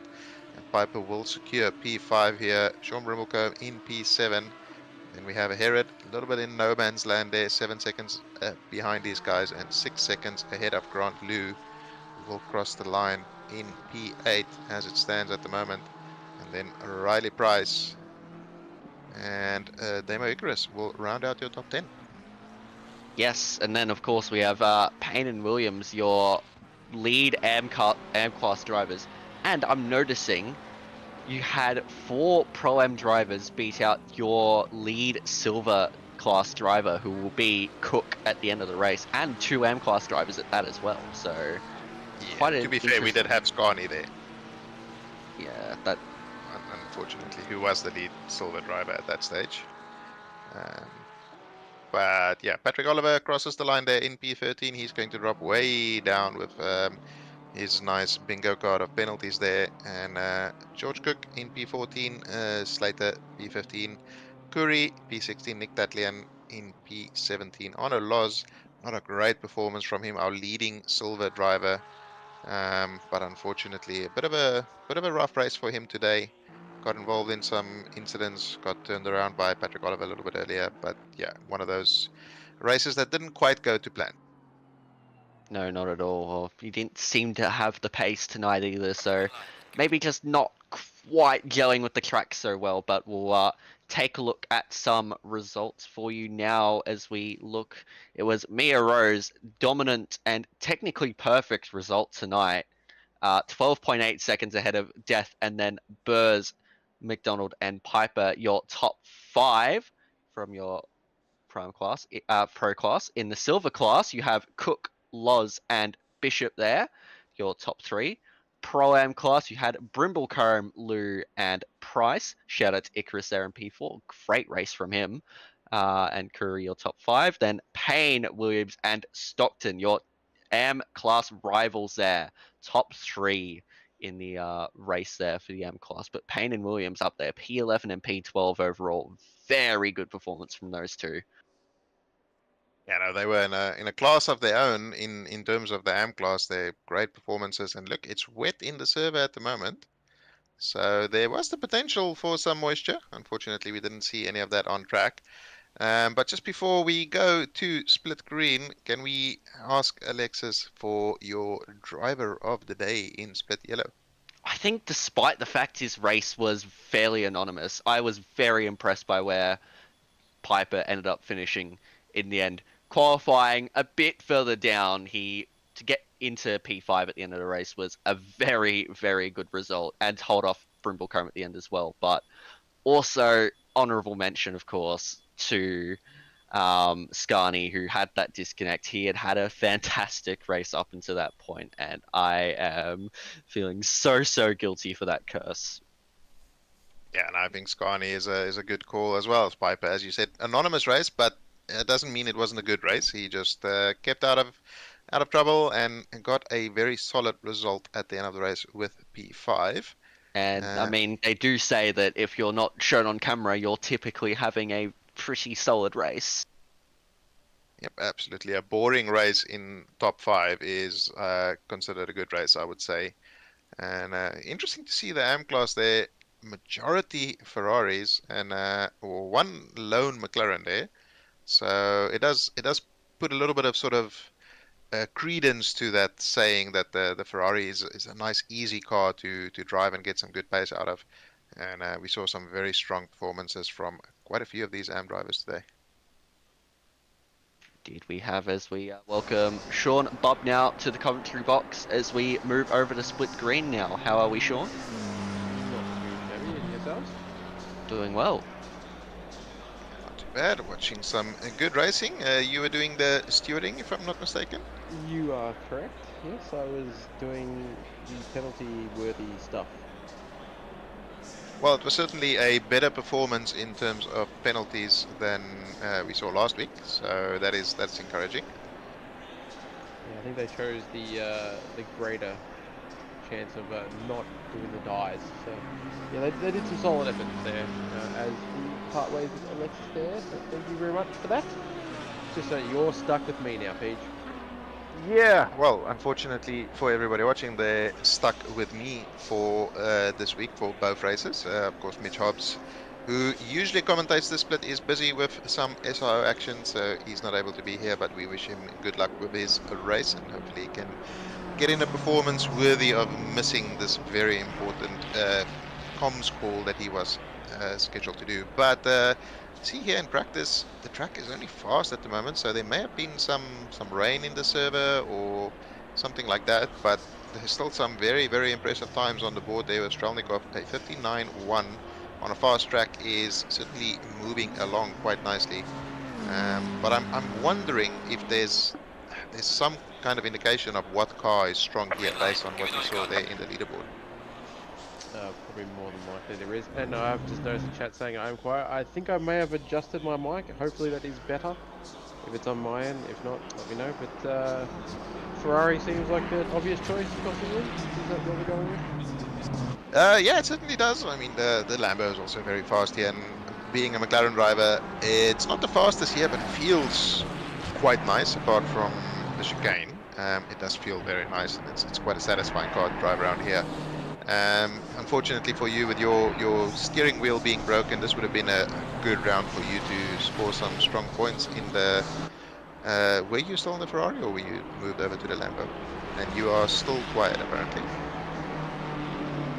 I hope I hit the right button there, but I was in the Lambo last season, still in the Ferrari this season, but my wheel has dictated that I no longer race. Well, that's nice. It's always nice when the hardware decides for you, and unfortunately, well, hopefully sometime soon you can potentially get another wheel or get yours fixed. But that is a problem for tomorrow, Sean. For today, Sean, we are dealing with split green here, and it's one of the more competitive splits that we have. There's so many fast drivers here. There's in any race there's about 6 or 7 drivers that could potentially win the race. So it's still very early in qualifying. We haven't seen any laps yet. Who is your call for pole position in split green today? Well, there are so many good drivers that are always up the pointy end of the field. I mean, Connor is always up there. Ben is also fantastic at always staying in the top 5. Is Maloney once again in that McLaren? He seems to make that thing hum to a nice tune every week as well. It's really going to be really interesting to see where everyone sort of sits. I mean, is Rashudi in his Lambo? He is a speedy boy at the best of times as well. Hard to say, but probably the usual suspects leading the fight, I'd say. Okay, well, I'm not sure if you're planning to get into politics, but that was a perfectly politically correct answer without answering the question whatsoever. You're welcome. I am asking, who is your prediction for pole, as in name one driver, because there's only one All person the qualified for pole. drivers. Okay, well, No. clearly. Okay, one. Let's go. Oh God, now I'm gonna give me a moment. I'm gonna go through the list real quick. Hang on. Okay, sorry people. Unfortunately, Sean Babner hasn't gone to the Derek Zoolander School for kids who want to read good and do other things good too. Exactly. But while he is figuring that out, we will look at the standings very quickly. We do have Tom Maloney leading the championship. He's been very consistent on 605 points in the pro class as well. Benjamin Hignett about 28 points behind him on 577. Then Connor Hind having some bad luck with some bad races as well in P3, 469 points. So 136 points behind Tom Maloney there. And then in silver class, we had Daniel Skakluna, who's been super consistent sitting in P5 in the championship overall and leading the silver class with 372 points. But unfortunately for him, Luke Johnson has been just as consistent, even though he missed a round. He's on 371 points, only 1 point behind Daniel Kluna. And then Chris Hingston is in P3, not too far behind those guys. He's about 50 points behind, so that's still a very surmountable gap. And then interesting to see in the split that in P14 we have the lead AM driver, and in P18 we have the lead Pro-Am driver. So been some interesting results throughout the season, but we did have Diego Greco on first place in the AM class on 175 points, with Ahmed Jusmun and Galandi Haki not too far behind, 164 and 162 points respectively. And then usually we would do the Pro-Am class last, but seeing as the standings dictated this way, Alfandani is leading on 160 points, Brian Kong 149 points, and Evan Richardson on 142 points. So very, very close championships throughout the class, and that was a lot of rambling and a lot of talking, so hopefully that has given Sean time to give us an actual prediction for pole. Yay, I can do words and stuff now. I'm going to butcher the name, but P2, was that Stelinkov? Strelnikov. Strelnikov, there we go. We'll go with that. I know, very speedy. I was searching the leaderboard for that the entire time, going, I'm pretty sure they were here last week. But yeah, that'll probably be my prediction for tonight. They were incredibly quick last week as well, so that's what my 2 cents, if my 2 cents are worth anything, is going to be on. Well, they're worth about 2 cents.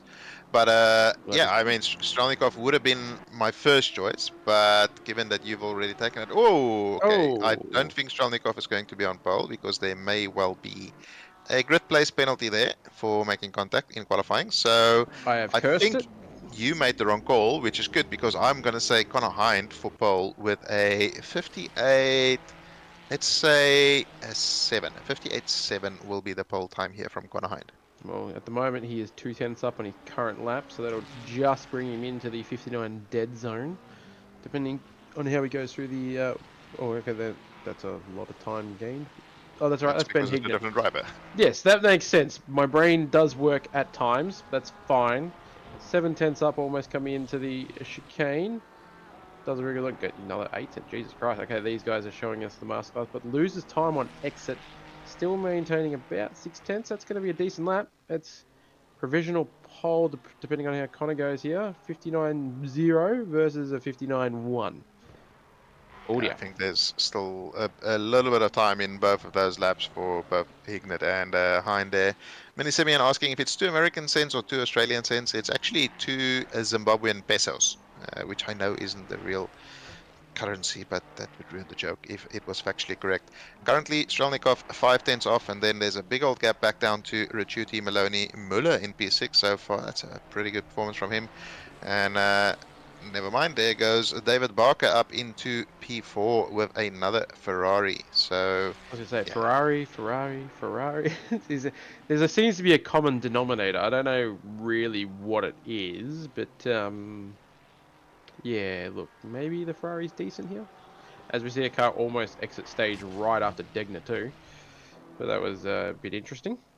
Look at the time that Hind has gained there through the Degners, and the hairpin is 3.5 tenths up. Lose a little bit on the exit. That typically does tend to happen, as frustrating as it is. If he can just keep this delta, he will do a 58.7, which would suit my prediction very nicely. But he's coming up to Spoon, a very, very tricky corner to get right. The car looks nice and planted. Spoon. How many times in the amount of laps you've done here have you got Spoon correctly? I don't think that's possible. Ah, cool. Although, to be fair, Chris Hind, as he's being called in chat, is up still 3 tenths. He didn't lose any time going through Spoon there, coming through 130R. 242 on the exit. That's a little bit down on what I've seen some of the Ferraris do in practice. Some of them are exiting at about 245, 246, but he still gets a great run into the chicane. A little bit of a spin on exit, loses him a couple of hundreds, but he's still just about 3 tenths up. That is very close to a 0.6, but it's a 0.732, and I'll take that as a prediction. I would like it if he doesn't improve at all and nobody else improves and he gets pole position, because that would make me correct. It would, but I would rather that everyone improves, because we want to see some speedy times. But as we also see by race control there, 2-place grid penalty coming for 777, obviously for that incident into Degner 2. So yeah, my choice is definitely not going to get pole because the penalty. But these things happen. Stewards are very quick to jump on these actions, but as we see here, he is currently a couple tenths up at the moment. But obviously, once the penalty is applied after the quali session, that will drop him down the grid those 2 spots. Yeah, I'm sure he'll be looking to at least put it on pole, you know, get that sort of a little bit of an ego boost and at least know that you're capable of doing it. And I mean, a 2-position grid penalty from qualifying on pole still puts you into P3, which is a very, very good position to be able to fight for a win in a 1-hour race. You know, it's a 60-minute race is a long time, so P3 certainly won't be the worst case for Denis Strelnikov here. No, not at all. Plus you get the inside line as well for that sweeping corner turn 1, which is interesting. I think I've only ever got that right maybe twice. So I think there's a correct line there at some point, but at the moment 4 tenths up coming out of the last chicane. Loses a bit on exit there, probably hit a bit too much curb. I just see a bit of yellow down the straight, but that's just probably cars pulling over from their hot laps. But a 4 tenths up is a good lap at a 59.1, but still needs to find 4 tenths to get up to Connor at the moment. Only 1/100th behind Hignett there, and we see Jovan Lee has popped it up into P4 there with the McLaren. Very, very close. Lee followed by Luke Johnson and David Barker.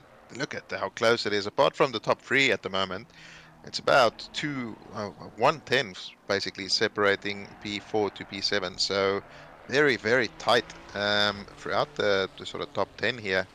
And Strelnikov certainly looking for some more time. I'm very much convinced that Hignett has more time in it. I've seen him do a couple of 58s in practice.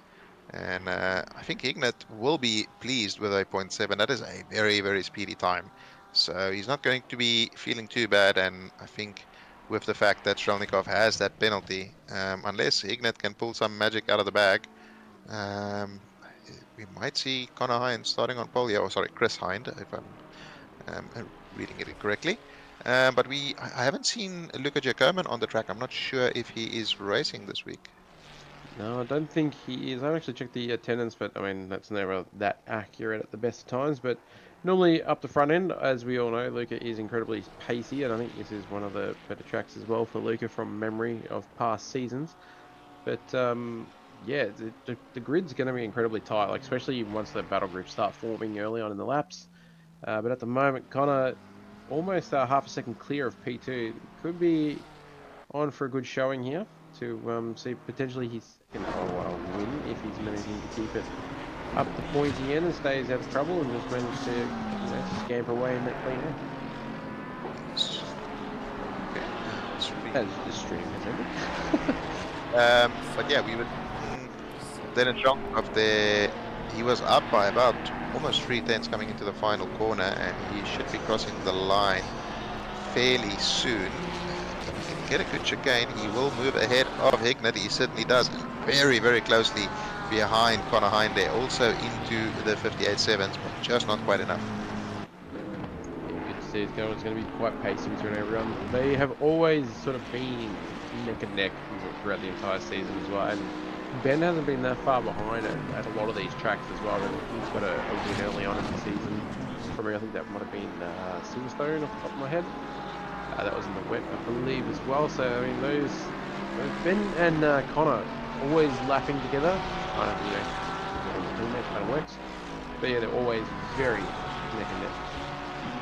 They're very closely matched in place. I remember at one of the Enduro races between Connor and Benjamin, and I think Alexis Bowen, the whole team spread was about 2/100ths of a second in the qualifying. So very closely matched in pace, and we've seen Hind and Hignett just battle it out on track this season quite a few times. Very closely matched.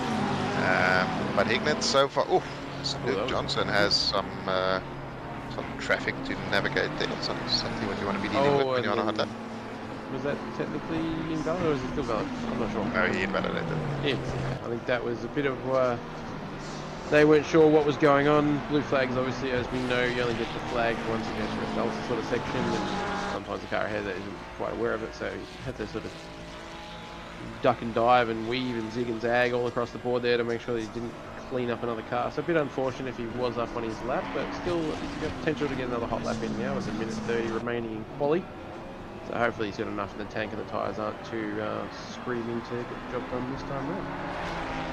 I've noticed in practice it's about a 4, maybe 5 lap run is where you get sort of the optimal performance out of tires. After that they do start to drop off a little bit. But Tom Maloney has put it up into P4.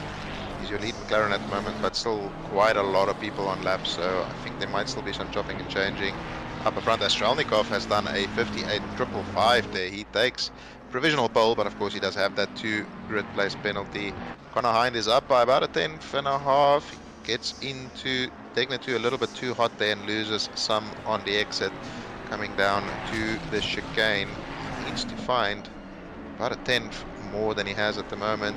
Again, but he's going to lose it on exit, unfortunately. Such a deceptive delta at that hairpin. You always feel like you absolutely nailed it, and then you start accelerating down towards Spoon, and the time just drops away.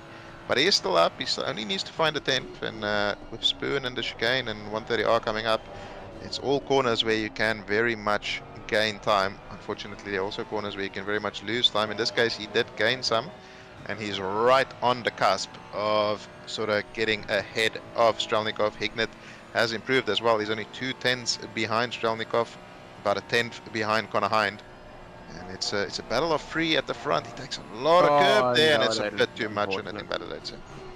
He was definitely on that borderline of on the edge for sure. But as we see, Maloney here was 4/10 up there, but got a little bit squirmy out of Spoon. Still got a very good line, unpowered. Still 3/10 up at the moment, which that'll jump him. Well, actually, won't jump him up in positions on the grid, but it'll definitely close the gap towards the Ferraris at the front here. But no, 130R looking very nice and tame. Very under control. You said it's not good through this chicane here, and as we see, your car just parked up on the left-hand side. That does very good on it. Once again, the exit, the delta on some of these corners just really spooks you.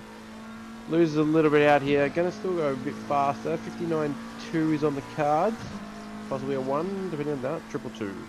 But that is still a incredible lap from Maloney there, sitting comfortably in P4 at the moment. I think he'll still be a little bit disappointed with that. He managed a 58.8 in practice, so there's more pace in it. But he won't be too sad. I don't think he had enough in him to really challenge the top 3. Sean Miller there moves up to P11, and we go on board here with Alfandani. He is 1.8 seconds off the lead, but very close to a top 10, and he has enough of a green delta at the moment, although he does lose a significant chunk of it coming out of Spoon there to challenge for the top 10 at the moment. I can't see exactly who it is in P10. I think it's Vintner. But yeah, just 130R to navigate, and then the Casio triangle. Very tricky corners to get right. Let's see what he can do on the final sector. So I'm not really sure what the delta is at the moment, but that is potentially P10. Oh, he's lost a lot of delta through the triangle there, but gains a little bit on exit again, but it's just not going to be enough. As we see that delta just disappear, as we all think we do a fantastic job and then realize that we've just lost it somehow. But good qualifying nonetheless. Has to settle in for P15 at the moment though, but that's all right. That's what leading Pro-Am by the look of it at that little grid. Yeah, absolutely. As we confirm the grid there, it is Denis Strelnikov in pole position, but of course he does have to serve that 2 grid place penalty, and that will mean Connor Hind will start from pole. Benjamin Hignett in P2, and then we have Tom Maloney P4, Stefano Ricciuti P5, Jovan Lee in P6, David Barker P7, Luke Johnson in P8, Ahmed Jusman in P9, and Benjamin Vintner in P10. And Jusman, an AM driver, sitting in P9. That is a pretty spectacular performance. Yeah, no doubt. Hats off to Jusman there. But can I just say we're technically both correct? I mean, I did pick the pole sitter regardless of pens, but then you did pick the correct pole position after pens and the correct lap time. I think with the correct lap time, I win by default. Pretty much that's how I'm seeing it. Yeah, okay. That sounds fair. Chat, do you reckon Page wins because of the correct lap time? We're gonna give it to him. I think it only seems fair. Mini Simeon 159.0 for Miros and 158.5 for Strelnikov. Yep, it's some very, very fast drivers. I have done many, many laps this week, and I can't do a 0.5. So that is depressing, but also Can you do a point just four? I cannot. I can do it at 59.4, but it just puts into perspective how fast some of these drivers are. And I mean, Strelnikov is a phenomenally quick driver, and he's had some bad luck, and we saw in qualifying there as well, just a little bit of sort of impatience and uh, poor judgment in qualifying, penalizing him. But yeah, certainly no lack of pace. No, definitely not. And it's one of those things like the Degners here as well sort of breed chaos. Yeah, I've found when racing, because there is literally one line through there. Like you've got to hit enough curb. If you don't hit enough, then you're too wide. Then they come back across and the camber and all that kind of stuff. It's real tricky at the best of times, and you can definitely lose a lot of time through there regardless. And yeah, maybe just got a bit caught out, but a bit too close to the car ahead, and unfortunately got tangled up in an incident. But I'm sure once he slots into P3 there, respectively, and the race gets underway, yeah, he'll be trying to definitely jump both Hignett and Hindy there to get back up to the pointy end and see if he can run away with the race. Yeah, absolutely. As we said, I mean, P3 is still prime position to get involved in that lead battle, and I think this is going to be a very, very spicy battle. I'll be surprised, honestly, if Maloney has the race pace to stick with those top three. But the McLaren is generally a good race car. I think the Ferrari is typically a better race car and a slightly worse qualifying car, from personal experience, but it might be different for other drivers. I found the same. I could never really get good quality pace out of it, but yet once I was in race trim, the speed just sort of came as you went. And as we know, the Ferraris absolutely runs on the smell of an oily rag compared to some of these other cars too. So they'll be a bit lighter on fuel loads compared to some of the other cars in on the grid there. But at the moment, we haven't seen uh, the penalty be applied here. We haven't seen Connor and Ben sneak on through. Oh, there we go. As we Ooh, see Ben goes off track. Ben decides he's a four-wheel drive instead of a race car, but it's fine. Well, I mean, Ferrari make an SUV now, so it's fair enough to try and go off the road in a Ferrari, as we see Hind and Hignett finally move through into their positions there. So it won't mess things up too much in terms of lining up. And of course, that's the benefit of having the live stewards and being able to police these kind of things without the widget. So yeah, these drivers will get going pretty soon. And just to confirm, it is a 1 hour race with one mandatory pit stop. There's a pit window that opens after 5 minutes and closes 5 minutes before the end of the race. So yeah, you can tell who's done their pit stop by just looking at the leaderboard, and if there's a orange square next to their name, they haven't, and if it's green, they have performed their mandatory pit stop for the race. It looks as though the weather is nice and clear, perfect optimal conditions, 20 degrees ambient, 27 degrees track temperature. Those are very nice conditions to have some pretty spectacular race pace, I would say. Yeah, I think we're going to be looking for a good showing here for split green, but just as we are talking about that mandatory pit window and the pit stop that are required, what is your go-to show? Or are you going to keep that a little bit hush-hush for tomorrow night? Are you more of a half-distance kind of thing, or are you going to go early, try and get out of traffic if you have a bad quality? What would your go-to instinct be at this current time? Yeah, we actually discussed it with Alexis as well in the Oh, in no the way. first race. I generally try and fuel it a little bit longer, so you can run about maybe 35 or nearly 40 minutes on your first stint if you want to extend it. But then it all depends on who you're running around. If you're stuck in traffic, if you're stuck behind somebody slower or somebody you perceive as slower, you want to get that undercut done. We saw Sasha Def in the previous race get the undercut done on Lucas Burrs beautifully. So yeah, it depends on who you're racing and how it's going on track. But yeah, generally try and add a little bit extra so you give yourself that flexibility.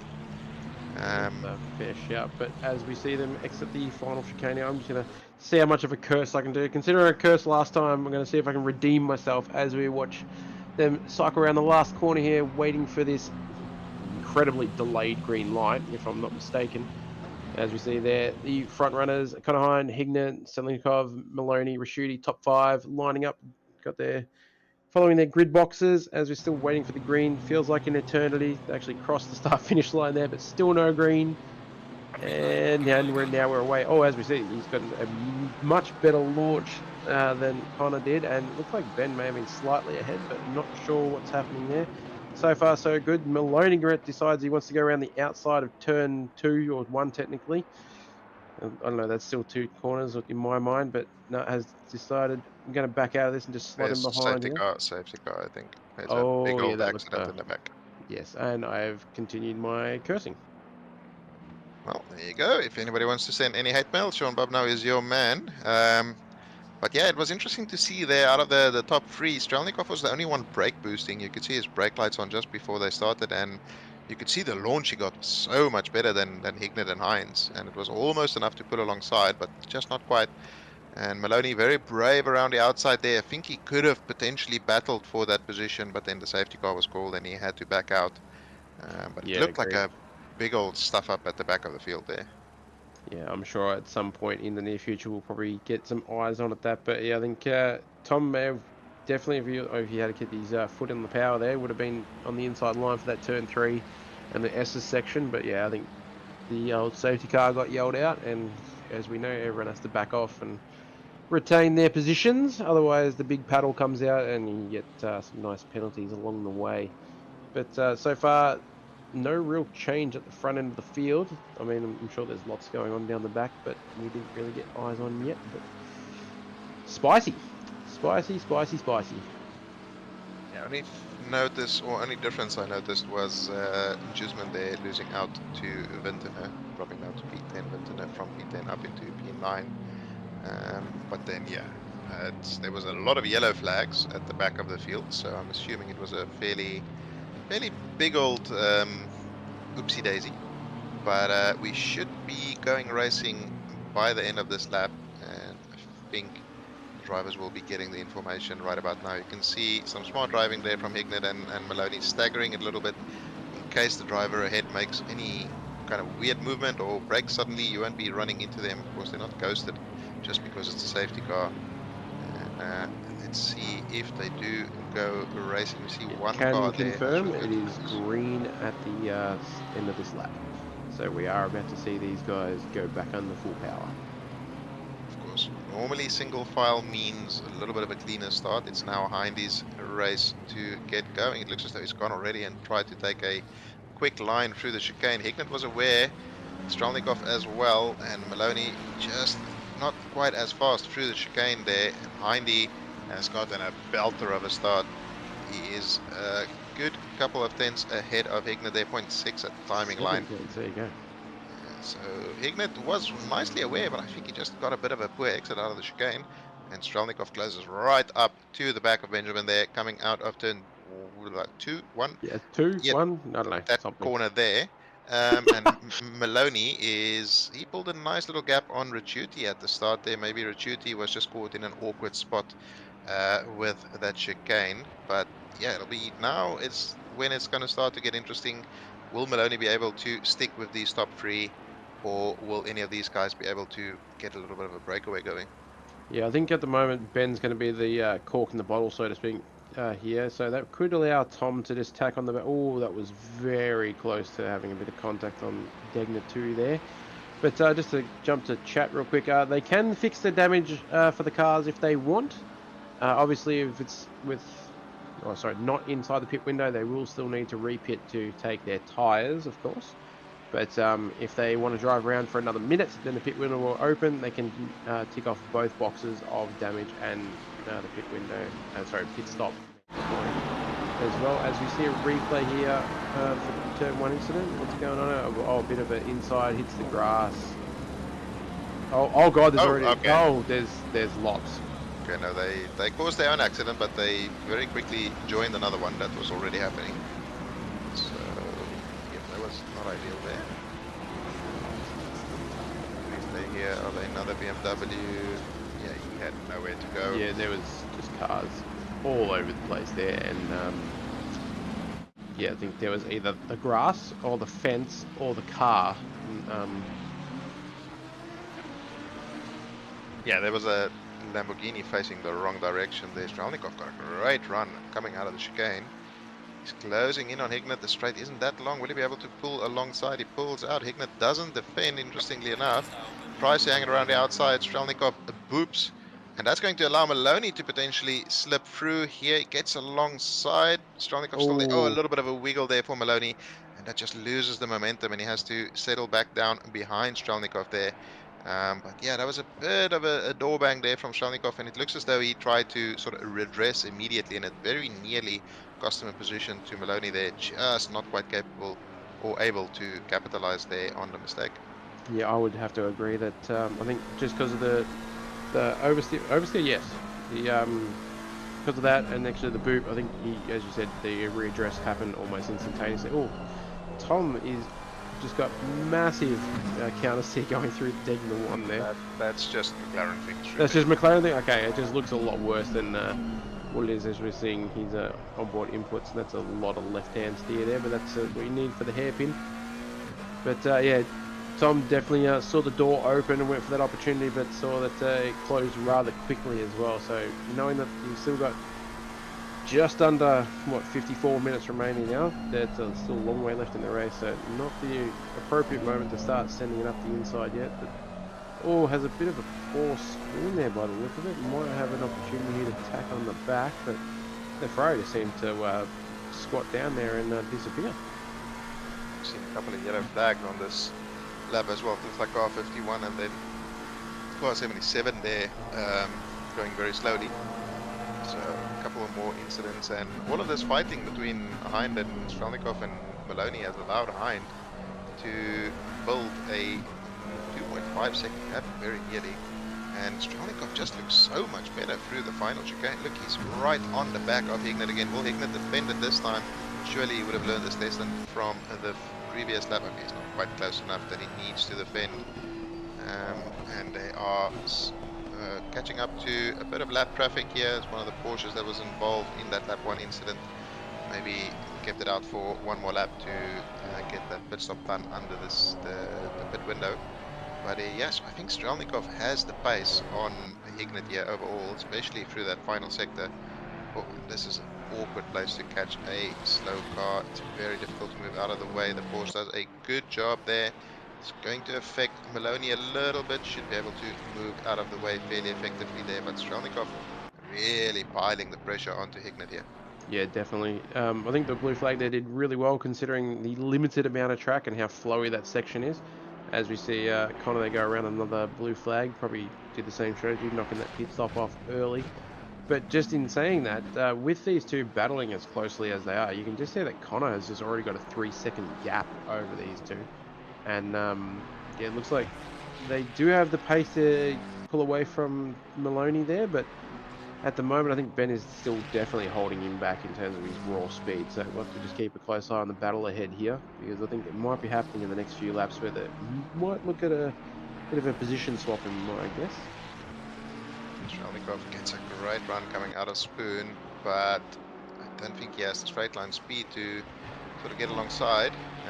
But if you can get a good run out of 130R, the chicane is a potential overtaking spot, but it is so difficult to follow closely through there. And you can see there just needs to compromise a little bit on his apex speed and can't quite carry the speed through. But you can see how much he's cutting, and Hignett is not cutting nearly as much, and that is the preferred line. That BMW is not taking the preferred line through there, but he does get out of the way fairly effectively.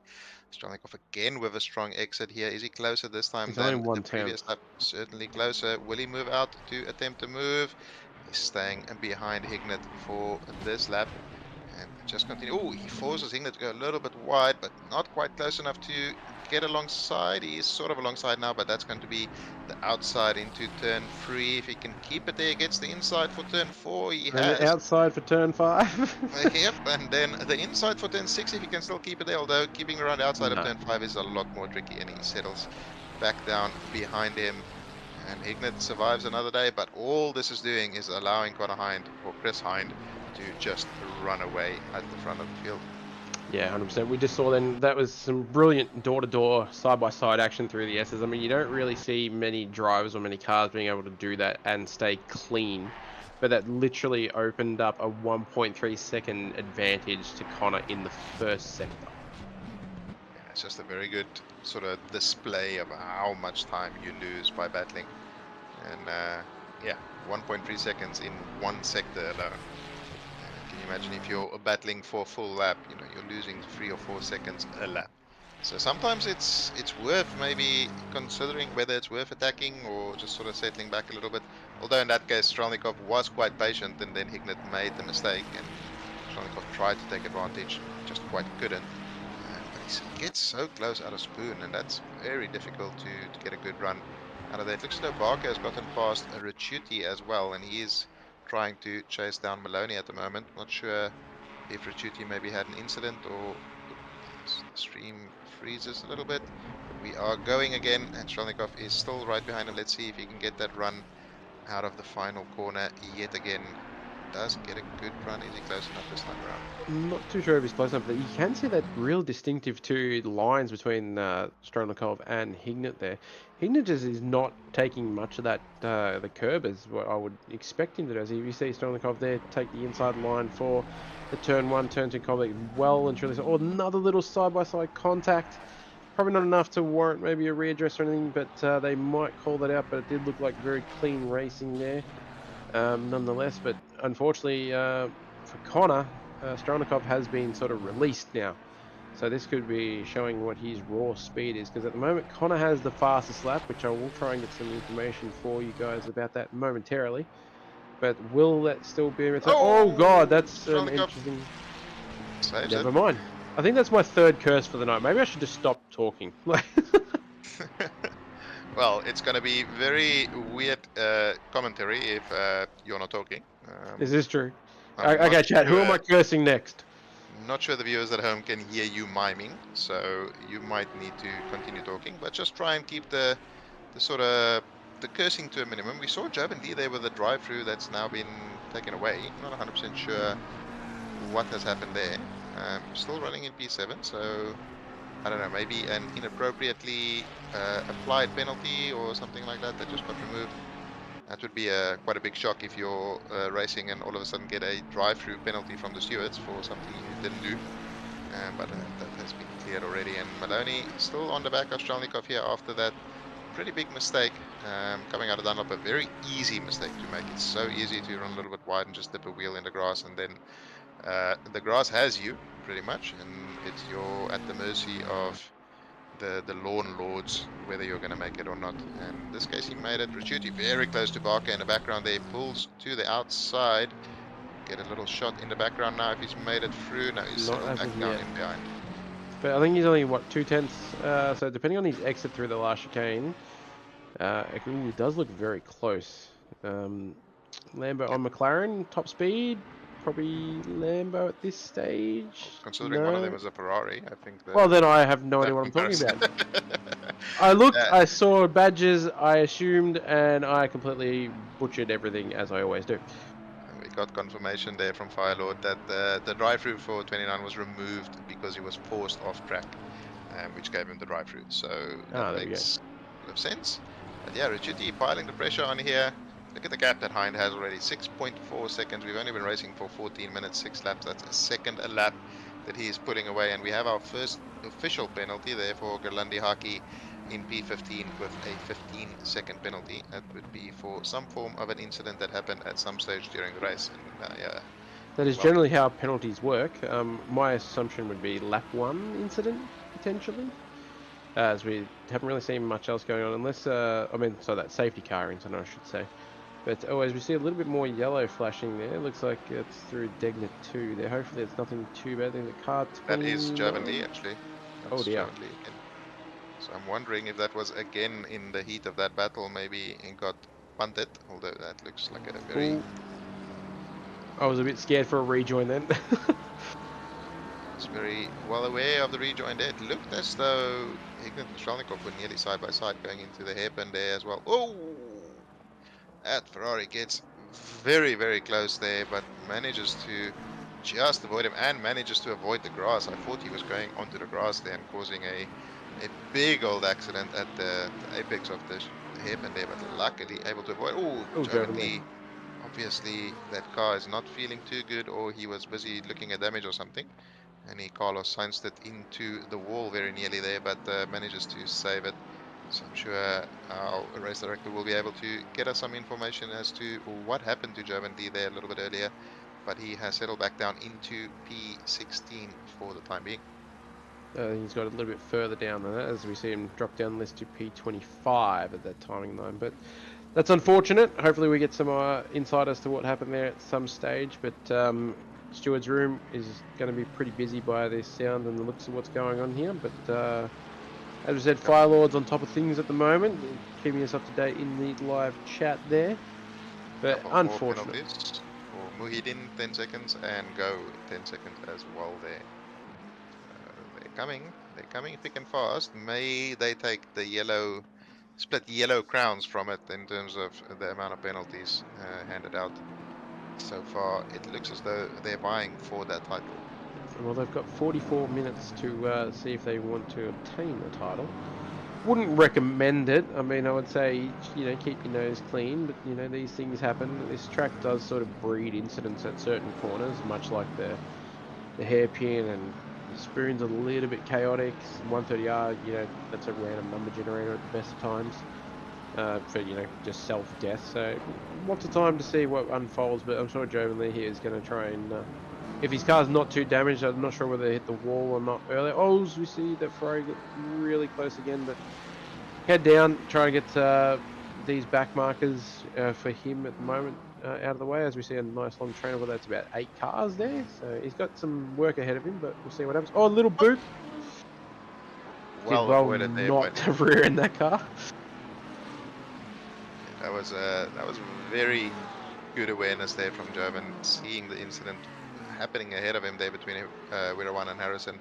If I'm not mistaken, this is Harrison's first round as well in split green, if I'm not mistaken. But yeah, it looks as though Lee is showing some really good patience here, not trying to be too sendy, even though he's theoretically a lot faster than these cars he's currently racing. It doesn't automatically give him a right to just walk past them. Please don't go side by side into 130. Oh, he doesn't, backs out of it and settles back down. Maybe try and get a better run out of the chicane and then go for the run. That is not quite the way to get the better run unless you can nail. No, quite a good I run. don't think compared to that Ferrari, he did that chicane in the way the McLaren would have liked, and we can see the Ferrari just sort of scamper away there. But I think generally speaking, I think with my experience, this track's actually quite difficult to get an overtake on. Like you have to sort of wait for that person to make that mistake ahead. I mean, I've done a few, but you really have to be on it. Like you're always on such a, I guess, on that fine knife edge between the grass and the sand and all that. So someone making a bit of an oops is sort of your only opportunity, but you would need it in those right corners for it to actually come out as a win for you. Yeah, no, it definitely is a very, very tricky track for overtaking. There's no real major braking zones where you can outbrake somebody apart from the hairpin, but the lead up to the hairpin makes it so tricky to outbrake them. Strelnikov here right back onto the tail of Benjamin Hignett, and he's coming down to one of probably the best overtaking opportunities. He gets a great run out of Spoon. He stays relatively patient, stays in behind him, trying to get a good run out of here, and this is where you can potentially go for an overtake if you get a good run. But Hignett also got a good run through there, and now we'll see the differing lines between the two drivers. Hignett's starting to cut a little bit more, but Strelnikov just carries so much more speed, although he loses a little bit on the exit there. Now let's see if he's close enough to get a good run down into turn 1. We've seen him attempt it before, we've seen it fail, we've seen it succeed. What is going to happen this time? He's not quite close enough on this occasion to brake later than Hignett. Hignett again with a little bit of a slide wide, not quite making the apex there, but he's going to have the line into turn 3 here. Oh, it looked like they had a little bit of a bump then, but could have been just the camera angle coming across. But these two definitely where the heat of the battle is at the moment. But Higgins just seems like a little bit more sliding, taking a little bit more of a wider line through a few of these corners. As Strelnikov there gets that much tighter line, gets right up on the bumper here of Hignett. Gonna go into Degner 1, just probably trying to do a spook. Degner 2 coming up. inside line. That's not an overtaking That's opportunity. yeah. Okay, he backs out of it for the most part, and we see Rechuti is the first driver out of the top 10 to pull the trigger on taking a pit stop. And he has dived into the pit lane there from, I think it was P6 at that stage. So, yeah, Tom Maloney there just dropping off of these two a little bit, 1.7 now. And he's pulling away from David Barker. So, it's shaping up for a bit of a boring race for Maloney here. Not able to quite match the guys ahead and too fast for the guys behind. Which, again, as we said with the previous race, with Piper finishing then P5 having a boring race, Maloney won't complain too much about a boring race in P4.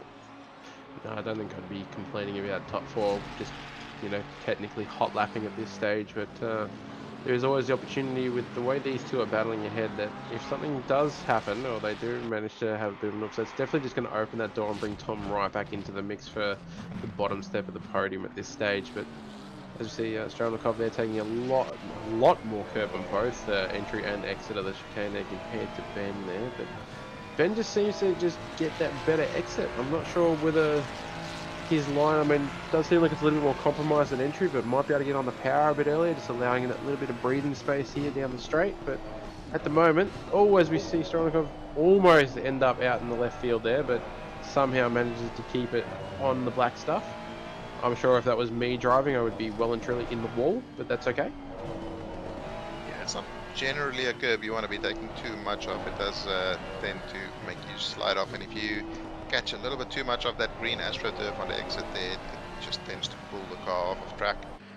But Hignett takes a little bit of a different line into the sort of the first two corners there, and I think it almost invites Strelnikov to have a look, just because he takes a bit of a wider line.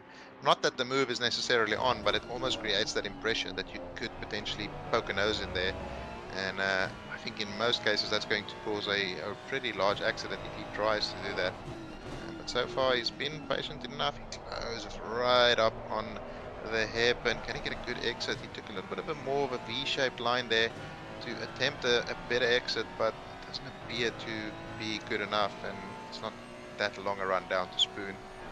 Let's see how close he can get in Spoon to get that run down into 130R again. You can see him there just much more on the apex. This is the crucial exit here. Let's see what the exit is all about. I think he got the better exit as well, though. It just seemed that Ben was a bit more compromised through there. I mean, Strelnikov had that sort of tighter line, a bit more aggressive, I guess. But I think if you were Tom at the moment, just in that slip through and coming into 130R, the gap just closes, but just not quite close enough to try and get a move done into this last chicane at the moment. But, you know, the lap down, we're going to see it. He attacks that inside curb so much better than what Benny does, but Ben just gets that better exit as we see him deciding, nah, I'm done with this, going in the pits. You can go out there. He's going to go for the undercut. Let's see what happens. That's a big call. That's I mean, I think it might be a good call, but it's all gonna depend on where he comes out in terms of traffic. If he comes out in any of those little battle packs and he's stuck behind drivers who haven't completed their pit stop, that strategy call might just turn out to be a pretty poor call of Ferrari strategy levels. But if he comes out in clean air, he could very well get this undercut done on Hignett. I think he certainly has the just outright pace advantage. But yeah, as we've discussed, overtaking very tricky, and it looks as though Damiano Thurglini is yellow there. Not 100% sure where, maybe the exit of 130R, as we see another yellow flag there. That's a weird place. I think he dipped a wheel in the grass in the braking potentially there, which could sometimes happen at 130R, and that normally means insta-death. Yeah, I've killed myself too many times at 130R to count, and I think a lot of them was in a Honda, so, you know, that sort of explains itself. That was many seasons ago, but we're still seeing a yellow at the moment into the last chicane on track as well, so I'm not sure what the deal is there, but Connor here at the moment, thanks to the battling that was going on for P2, has managed to get him a very nice 9-second buffer as we see them starting to go about. But on board with Luke Johnson at the moment, sitting P6 once again, sort of been in that no man's land. 3.5 seconds up the field is his next rival, and 3 seconds behind someone chasing. So finds him sort of self in that sort of Tom Maloney territory as well. You know, not quite fast enough to catch the guys ahead, not quite slow enough to be the ones behind, but boring in a sense, but you know, P6, I would be happy if that was me. Yeah, definitely won't complain too much. And it looks as though Strelnikov is in a little bit of clean air. He has about a 4.5 second gap to Victor Cook ahead of him. So I think the pace difference will be probably about 2 seconds a lap between him and Cook. So that gap won't be there for long. And then there's quite a few cars ahead of Cook that Strelnikov will be hoping will dive into pit lane, as we see Hignett dives into pit lane to try and cover that undercut. I mean, he had nice clean air, and Strelnikov came in a little bit of traffic, so it might potentially work out for Hignett here, but it should play out fairly soon. And Maloney, Hind, Barker, your top three at the moment, they are staying out, running a little bit longer. It is still only 25 minutes into this race, so a lot of time to still play the strategies out. Yeah, 100%. I think Hignett will be dreaming for a mega outlap there. Oh, sorry, in-lap and outlap. And hoping that if he is timed this accurately to stop that undercut of Stelinkov, that he does jump ahead of Victor Cook. But that's, you know, 3.5 second gap. I just don't see it happening unless the pit stop was a bit iffy. I think he's going to find out that he's either going to be right ahead of Stelinkov again or on the bumper this time around. It's going to be interesting there because, well, there's Strelnikov's gotten past Cook. Where is Strelnikov? He's going into turn one, so he's well and truly past Hignett there. Was that Hignett exiting pits? It looks like that was Hignett exiting pits. I'd say yes, it is. Certainly looked like it. So he must have had an atrocious pit stop there because he's lost a bunch of time to Strelnikov. That's a good 5-6 second loss there. Yeah. So unless Hignett maybe got moved in pit lane or something. But anyway, Strelnikov won't be complaining. He got the undercut done, and he has a pretty big mountain to climb if he's going to be catching Connor Hind ahead, who's was at last, I saw, about 11 or 12 seconds ahead. 33 minutes remaining. So he's really going to have to plant the hammer, and we see a replay here of what happened to Damiano Furcandini. That is McLaren being aggressive. Oh, Just a tiny little touch on the rear quarter panel there, and that sends Damiano head first. yeah, that one does not move. I've hit that one myself. Unfortunately, you must always leave racing room, especially coming to, well, one of the fastest corners on the calendar. When you go through there about what, 230, 240-ish. Yeah, you don't really have much room for a mistake. As we see Maloney here in the pits, decided he's had enough on those tyres and wants a fresh set. Hopefully, actually at this rate, depending on how Hignett happened with his pit stop, he may actually jump Hignett in the pits here. Yeah, very much is on for that sort of overcut on Hignett, as we saw. Yeah, interesting. We don't quite know what happened to Hignett, if he just had a poor pit stop or got caught in some traffic that we didn't see. I don't think that was the case, but yeah, we've all had those pit stops in ACC where you stop half a millimeter too far and the game is like, oh, okay, sorry, we'll just take 9.5 years to move you 4 centimeters. But yeah, that could potentially have happened. Here comes Hignett. Where is Maloney? Maloney has left pit lane already. Hignett with the overspeed at the moment, but I think Maloney is ahead. And he should be comfortably ahead, actually. It might be about a second or so up the road from Hignett, and he's going to be very, very happy with that. And also pretty stressed out because he will be under attack from Hignett for the rest of this race. And don't forget Stefano Ricciuti, he is the first out of these drivers to stop, and he is slowly but surely closing back up to this duo here. Yeah, 100% there. I think Ricciuti's currently, what, P5 on road, if I'm not mistaken. Looks like that's about right. And actually currently P4. Look out. I know because Connor hasn't pit yet, that's why I'm looking at the pit adjustments. But yeah, obviously Connor's a bit higher up at the moment. So they'll probably be P5 once Connor gets his pit stop done. But does that mean he has jumped Barker potentially? Or am I Ricciuti was ahead of Barker before the pit stop. Okay, yep. But yeah, Piper, or Benjamin Piper, asking if Hignett had any damage. He would have had a little bit from the sort of side-by-side bump. It wouldn't have been as much as he lost, I don't think, because he lost. Unless he did not turn off the damage. Maybe he forgot to do that in the stop and it repaired maybe the 2 seconds of damage that would have cost him in that position. I honestly don't think it would have been that much. It must have been a missed box. But then again, John in chat saying that Tom missed his box as well, so not a great pit performance overall by our top 5 drivers here so far, apart from Shelnikov, who absolutely nailed it. But Hignett right on the tail of that McLaren of Maloney at the moment as they come into the Casio triangle. Hignett much more aggressive there on the first part of the chicane, but it looks as though Maloney got a good exit, keeps it nice and tight.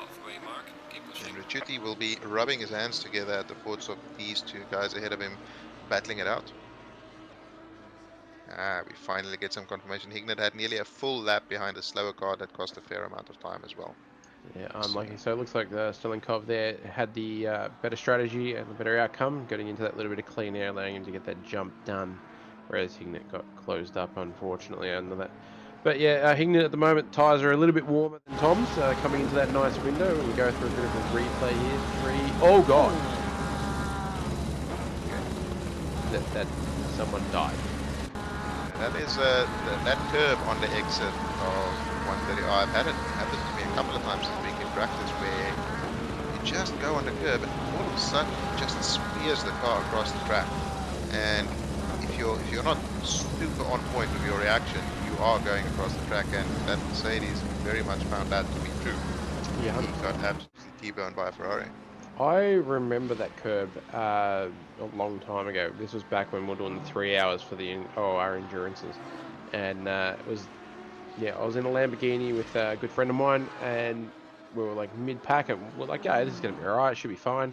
And I went through 130R like I've done far too many times, and the car literally hit that curb and decided it wanted to just exit stage right, I think at the time, and just speared me in the wall like 250k an hour. No idea how it happened, but there is like this minute bump there that if you do manage to find it out of the 1 in a million chance, it will just decide to kill you.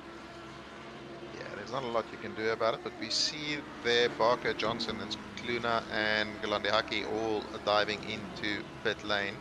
So we have Ricciuti, who was in a battle with Barker and Johnson just behind this guys, or this duo here that are still battling it out. Maloney able to keep Hignett behind for now. Hignett not really been close enough to attempt to move thus far, but he's still keeping it there. Car 14 and is out of the pits, but I think Ricciuti is well ahead. Ricciuti is well ahead there, so car 19, sorry. Yeah, I'm pretty sure we just saw Barker slowly getting up to speed there as Ricciuti flew by into turn 1. So Ricciuti's gained a bit of an advantage there, probably a couple seconds.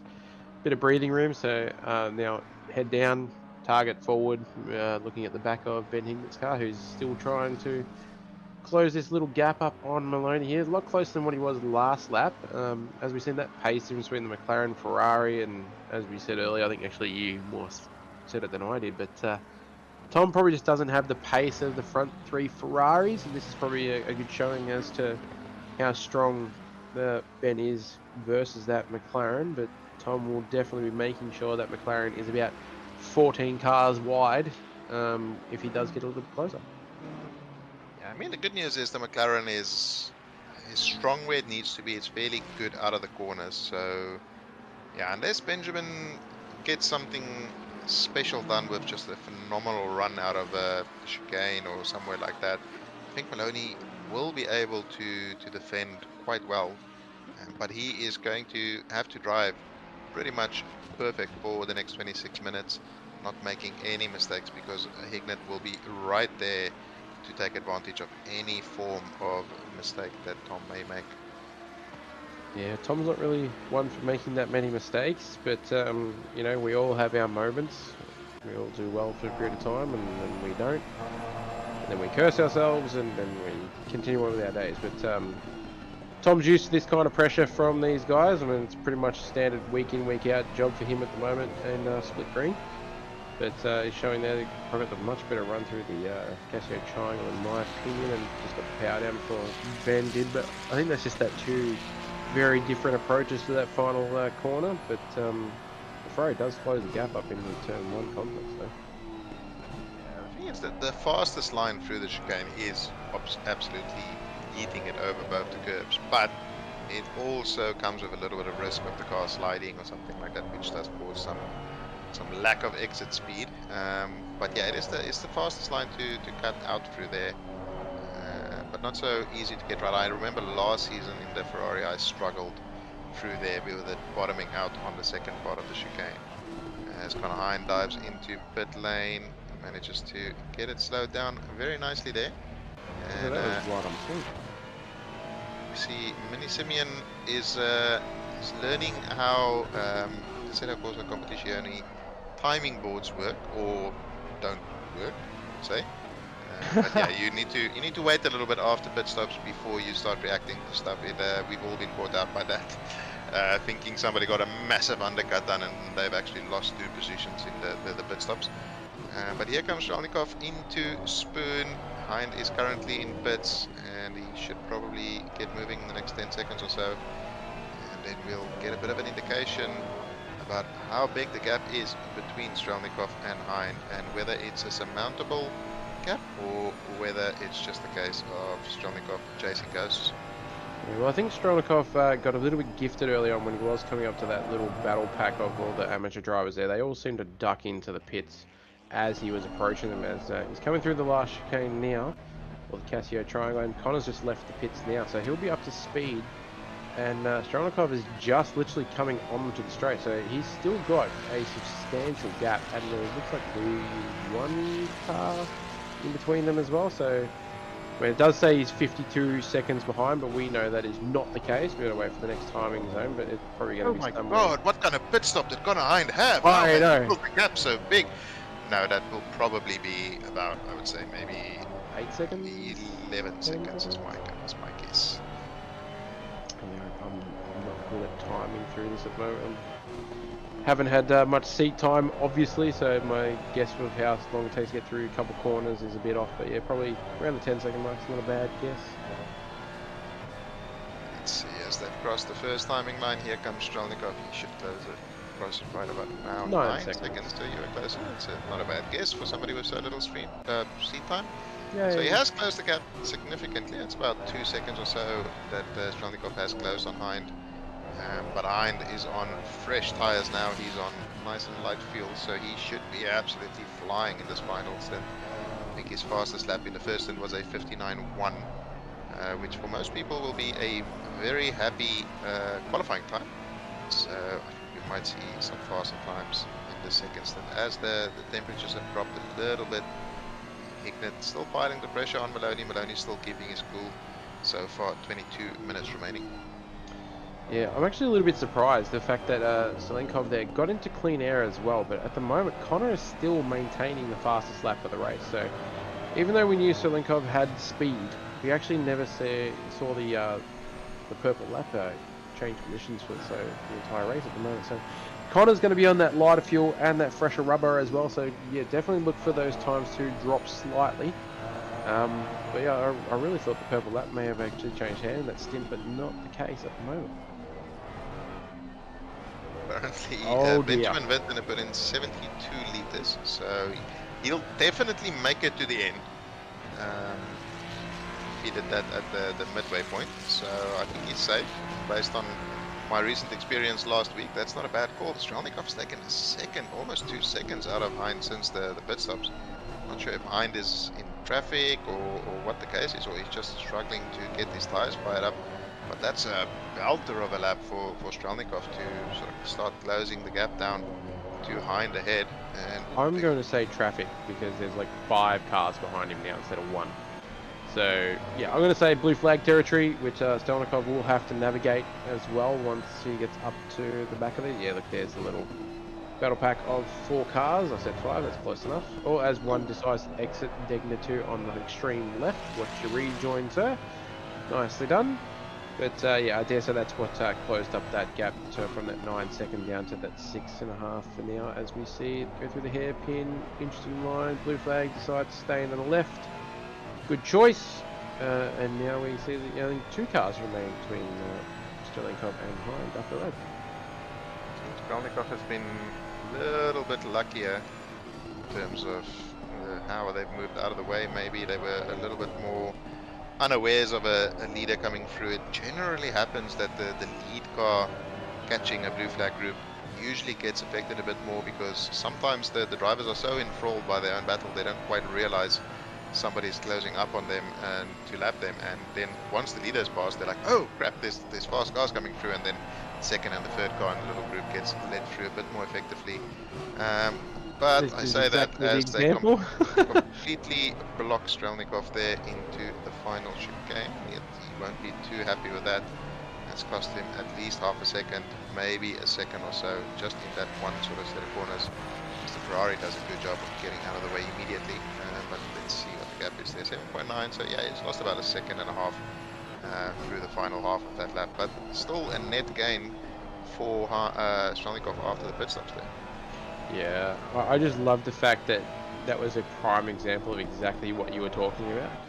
Yeah, oh look, they're doing this, and sometimes they get caught in the battle, and literally the car ahead was caught in a battle and wasn't aware of the faster car approaching. So perfect timing, well done there, Paige. My hat goes off to you in that regard. But yeah, the gap will drop a little bit further too. I think Strelnikov just is that slightly bit quicker at the moment.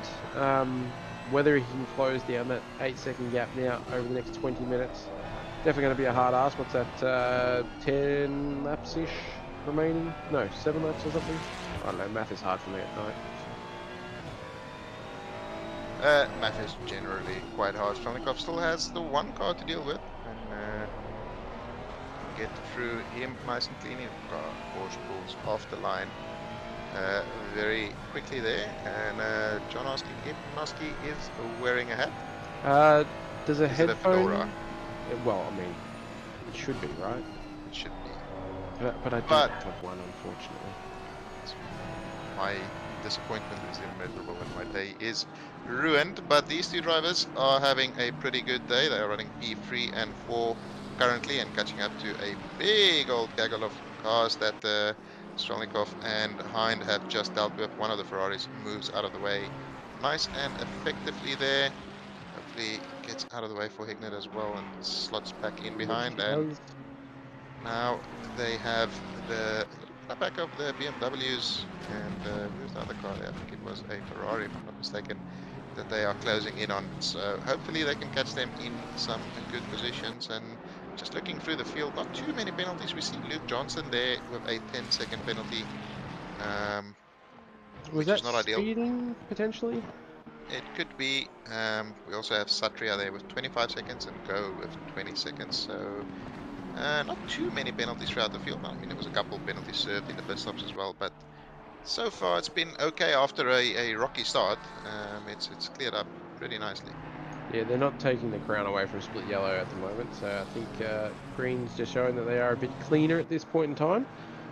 But they've done well so far navigating these blue flags. Only 2 more to go. Let's see if this time the Beamer realizes the speed of the front runners are coming and does make it a bit easier and is a bit more aware, rather than blocking Tom here into Degner 1, which there's not really much of a yield position here, but yields into Degner 2. Not a bad place to do it, but now also needs to make sure that, is it Cook? No, I'm not sure who that is ahead. Taking a stab there, but definitely taking the wider line in the chicane. I was going to say the hairpin here. That's an extreme wide line. That is beyond the track limits. That is one way to yield a position, but that is also going to compromise his race, and he's lost out a position by the look of it as well. Hignett got a great run out of the hairpin there. Looks for the inside there into Spoon. Not ooh. Gets very close and gets a big old sniff up to the rear diffuser of the McLaren there. And he gets a great exit out of Spoon as well. I'm not sure it's going to be quite enough to pull alongside. But he is very close and he forces Tom to go defensive at this stage. Ferrari just looks like it has a little bit more straight line speed. Don't really want to be that tight coming into that corner, but Tom carries a lot of speed considering the compromised line there. McLaren shoots some flames at the Ferrari in an attempt to keep him behind, but I'm not sure that's going to have much effect. I was just about to comment on that myself. That looked cool. Yeah, Hignett is definitely putting the pressure on Tom, but Tom doing a great job so far, staying calm. These guys can't really afford to battle too much because Ricciuti is just maintaining that gap. It's not much. It's 1.3 seconds at this stage. It's actually come down a little bit from what it was before, and he's not out of this fight by any means. No, definitely not out of the fight. Would you say that because it's Gingerbread Man Racing that he was shooting those gumdrop buttons at the Hignett there, or is that my bad dad joke for the evening? Do you Not have to the show me? gumdrops, not the Not the gumdrop buttons. gumdrops. Sorry. Thank I you just for the watched reference. I just watched Shrek with my son recently, so it's very Ah, fresh in beautiful, my mind. beautiful. And I also forgot how terrible the animation was in Shrek. But anyway, that's a tale for a different day. Hignett still all over the back of Maloney here. You see how they clatter the curb through Degner one day. And Hignett Ferrari just looks a little bit more planted, a little bit more safe than the McLaren is. But the McLaren is fast where it matters so far. And they're coming up to another blue flag here. Look how close Hignett is able to stick to Maloney coming out of the hairpin there. I was gonna say, I'm very surprised that he can stick that close on there. I mean, the Ferrari isn't known for its like low speed acceleration. As we see Tom going incredibly defensive into the entry of Spoon, but this has definitely opened up the door for Raschuti here, who is actually starting to close up onto the back of these two. He was only 1.2 at the last timing line, but I think he's definitely getting a lot closer than what he's ever been previously. So he'll be hoping these two keep duking it out and costing each other time, and just wanting to get potentially up into the fight as these closing few laps tick over. Yeah, absolutely. I mean, I think they can't afford to battle too much, but Hignett obviously wants the position. And as the driver trying to get past, you don't want to be stuck behind Maloney for too long. But you also can't take unnecessary risks and cost yourself an additional position and then have another car that you need to overtake. But yeah, I think just on the Ferrari in the slow speed stuff, it did get in one of the recent updates, it got like a global turbo buff for low RPM, which has made it not good out of the corners compared to some of the other cars, but it certainly improved it. And I think that's part of the reason why it's so much better coming out of the hairpin and the chicane at this stage, as they come up to a Porsche at a fairly inopportune moment here. Going to catch him going into the Degners unless he moves out of the way before, That's a which I no. don't think he's going to do. They're not quite close enough. Hopefully the closing speed isn't too much, because when you need to compromise your line coming into either of the Degners for a slow going car, it usually ends with your car in a wall, and he does a great job of getting out of the way very quickly. They're good heads up driving by the back bunker there. Yeah, done well. Oh god, Ben got right up on that diffuser again of that McLaren of Maloney, and that Porsche just got out of the way for Raschuti as well. Typical and fantastic blue flagging right there. The hat goes off to you as well. Don't have the hat, John. I'm sorry, but I'm just gonna say it anyway. But yeah, closing the dying laps of this race now. The pit window is obviously got 7 minutes remaining as well. So if anyone hasn't done a pit stop, you might want to get that done and dusted. But I'm pretty sure the entire split green have done so. But as you can see, Tom sort of has that bit more of a wider line on exit there of Spoon. It looks like Ben just gets that tighter line. As we saw Stalenkov earlier doing that to Ben, looks like he's returning serve to Tom here, but going defensive through 130. Oh my god. Flips a wheel in the grass there and still manages to get it stable. He's side by side coming into the chicane. Let's see if Tom is able to cut in ahead of them. There's a little bit of a touch there halfway through, and they are still side by side. Who is going to get the better acceleration out of there? Such a tricky corner to get the power down, and I think Hignett got a better run. He might well be clear by the time we get to turn one here. Is Hignett ahead? I'm not 100% sure. He is ahead now. I think the Ferrari is just a little bit faster in the straight line as well.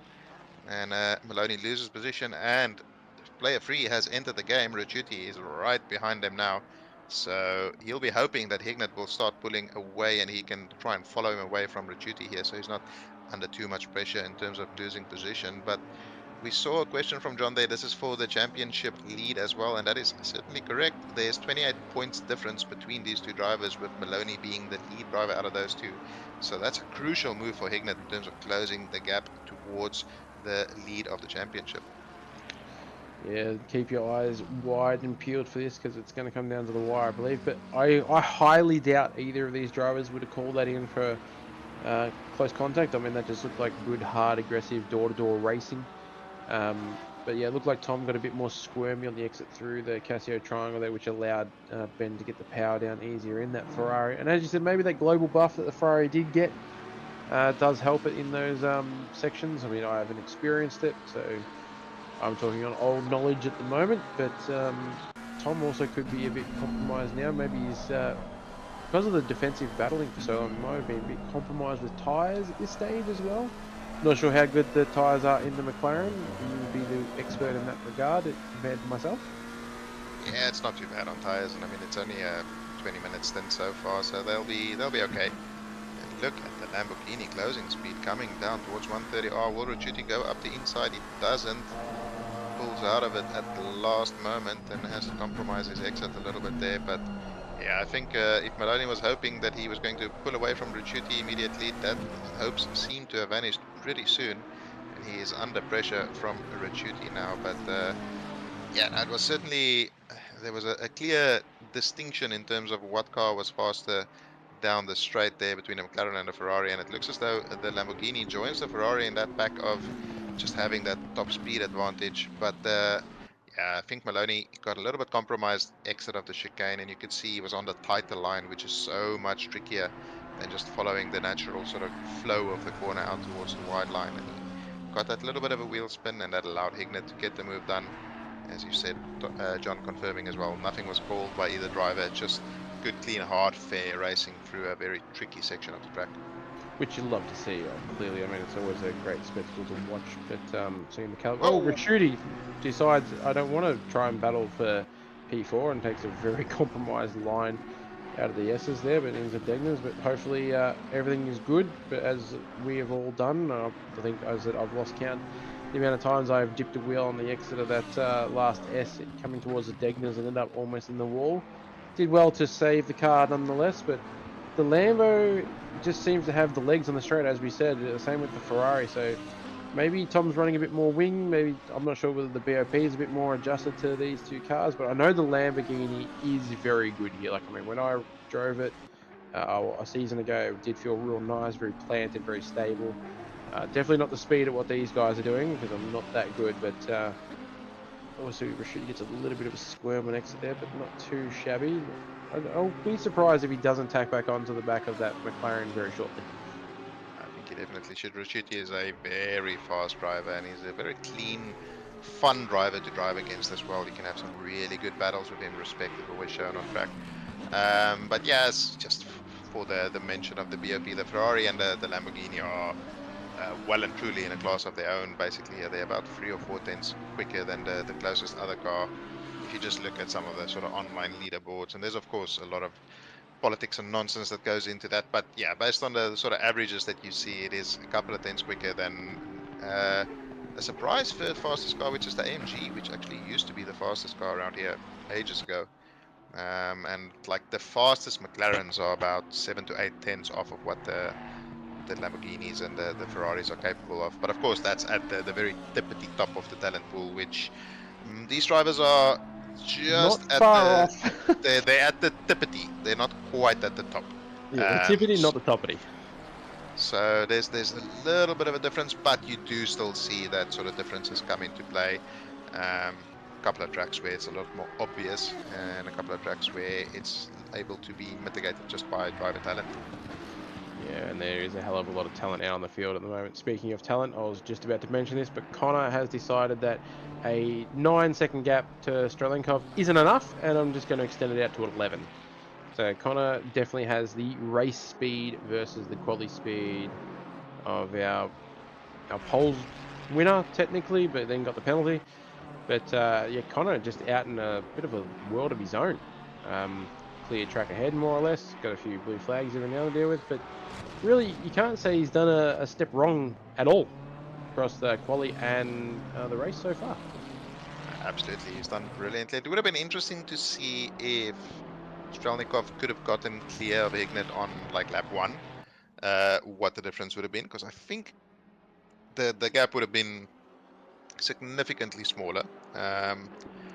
Whether Strelnikov had the pace to actually be behind is of course a completely different kettle of fish, but yeah, as you said, really not put a foot wrong. His pace has been phenomenal. His fastest lap is a 59.1, which would have been good enough for like P3 or P4 in qualifying anyway, you know, so just shows what kind of speed that they are able to do. Car 7 has a drive-through that is on Recosta for causing a collision, so It would have been a big collision to justify that. But yeah, Hindy really will be happy. Put in a stellar performance in qualifying. Just got pipped by Strelnikov, San's penalty, and then once the penalty was served, he did start on pole. The guys behind him was battling it out, hammer and tongs in the beginning, and he managed to build that gap and just keep on building towards the end as the pit window is about to close in the next 18 so seconds. I think everybody has completed their pit stop, so nobody is stressing out too much about that. No, as we see the Beamer behind Connor, they have a very compromised exit out of Degna 2. But yeah, Connor just literally in no man's land, hot lap mode engaged, is now out over 11 seconds. So still actually pulling a gap here over P2 at the moment. Yeah, I think that he's just got that car dialed in 100%. He just insanely paced. I mean, there's not really much more you can say other than just drove an unbelievably clean race and yeah, avoided all that lap 1 and lap whatever it was by the time Strelenkov actually got around hitting it there. So just managed to capitalise at the best of the times and utilise the fact that they were battling to his advantage. So I think well done, sir. if I was going to criticize something, it's the tone of the purple on his livery is not my favorite tone Not of purple. purple enough. Yeah, it's not quite the sort of deep dark purple that I generally like. But apart from that, it's been a pretty spectacular performance by him. As you see him there dip into the 2 minutes, that would feel quite slow for him at the moment, but he is not too worried. He's under no pressure from anybody else, and he just needs to clear the last 4 minutes of the race. Should be about 3 more laps, including this one.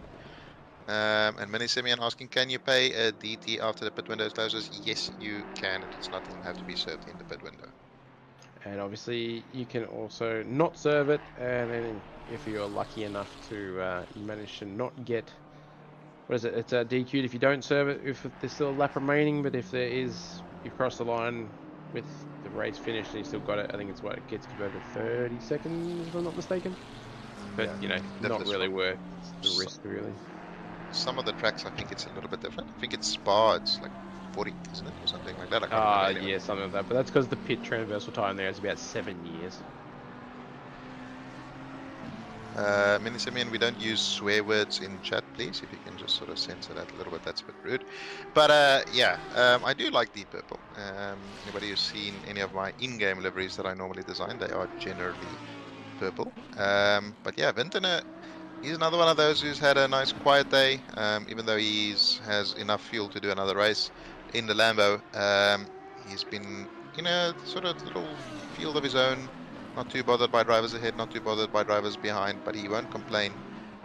Sitting in P7, Luke Johnson behind him with that 10-second penalty, not going to cost him anything given the gap to Skukluna is 15 seconds. But Sean Miller, he's been on the tail of, not exactly on the tail of Skukluna, but following very closely for most of this race, and after the pit stops he'll be looking to get through, but I think he'll still be very pleased with a top 10 finish as well here. And then at Juiceman in P13 as an AM driver, that's a pretty impressive performance so far by most of the AM drivers in this field actually. Yeah, look, you can't take it away from the leaders in the classes as well. So obviously you got Danny there leading the pro class in P11 as well, which is right on the door of the top 10. But yeah, as you're saying with Muller, still only 9 tenths behind Cicluna at the moment with, what, 2 laps remaining. So there is the possibility that there's a chance P9 is on offer, but that'll be for the bottom step of the silver class podium. So I dare say keep that space open. He is looking very pacey at the moment. Where is the leader Conaheim going through Dunlop into Degner's at the moment? So that should be 1 more lap after this. I think he probably has a big enough gap to slow it down right at the end, but I don't think he will do that. He'll get 1 more lap. Is that in his vocabulary? I don't know. He's from Tasmania, so probably not. It's just like 4 words in the vocabulary. Sorry, I just offended a big part of Australia. Everything, but it's fine. That's fine. They don't It's understand. only If they could Tasmania. read, they'd be very offended. Anyway, That's right. the race continues. He is really putting in a dominant performance. Here's Strelnikov now really just fallen off the back of him. And Maloney will be happy to see that Ricciuti is sort of, I think, given up the fight. Really, he's not able to really close in on him anymore. And throughout the field, this field has settled down quite nicely, actually. I mean, Muller to Skikluna is the closest gap on track, and that's 8 tenths. So it's spread out fairly wide throughout the field here. And Connor Hind there going through the final chicane. He will be able to get one more lap in if he doesn't slow down. Unless he absolutely plants the anchors and decides, nah, I've had enough of Suzuka. But I mean, why would you? You've lapped so consistently for so long, and as he just does another 59.9, which I think is still faster than I've ever gone, which is disgusting. But yeah, as we see P2 here across the line for his last lap. Done a solid effort, even with the penalty, and you know that real good door-to-door racing, defensive driving by Ben early on for the battling for P2, and then obviously taking in that undercut early to try and jump Hignett there has worked out in the advantage, but it probably would like to be a little bit closer up the road there to Hind, but not the case at the moment. But oh, sorry, go. Given what we've seen in the second stint, I don't think he would have had the pace to challenge Hind today, even if he got through on Hignett in lap 1.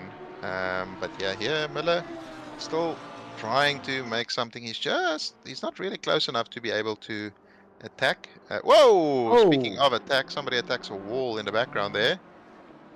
Was that assisted to a wall? Not sure. It looked as though it was just a little bit too much throttle pedal at the wrong time. FYI, car 705 is under investigation for causing a collision, so there may still be a penalty to come. That is that's controversial, so we'll see if there's maybe a post-race penalty applied to that, which wouldn't be ideal, although 13 seconds, so it'll need to be a 15-second penalty for anything to have effect there. And yeah, anything more than that, unless it's a drive-through, I don't see him losing more than one position, even if he does potentially get a penalty. But at the moment, he's not thinking about that, I don't think, as he comes through the final corner, as he gets through on a blue flag driver as well, and he will cross the line. An absolutely phenomenal performance by Connor Hind here today. He has been untouchable.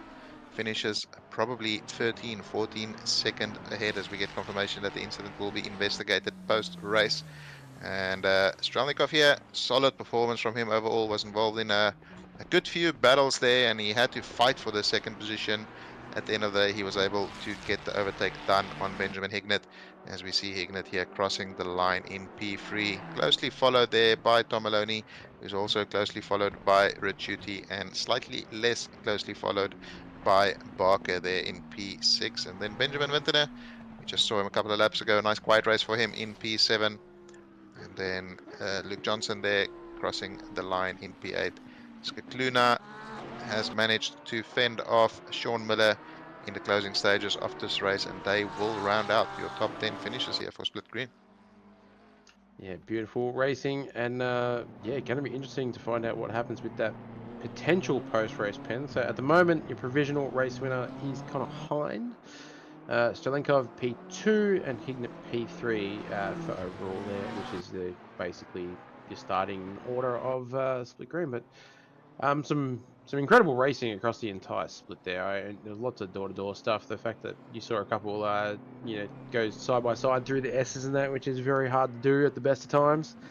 Do you have a driver of the day, Peach? That's a tricky one. I don't really know. It's hard to look past what Hein done or did today. I mean, he was just in a class of his own, really. But it is always a bit boring picking the winner. It would be like Max Verstappen winning driver of the day every time, because you just keep on winning.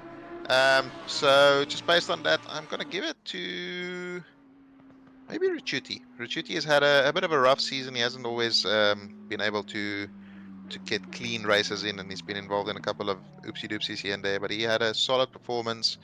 Was involved in some battles early on in the race and still managed to get a top 5. What about yourself? I'm just going to put this out there as a recovery driver. seems to be my forte. Like, Jovan Lee went way down the list, but recovered back up almost, I think, into P15. So solid recovery after a bit of an incident early on. So big fan of recovery drives, so I'm going to give it to him at the moment. Yeah, that's not a bad call. I mean, we saw him drop down to, what was it, P26, 27 at some stage Yeah, to something like recover that.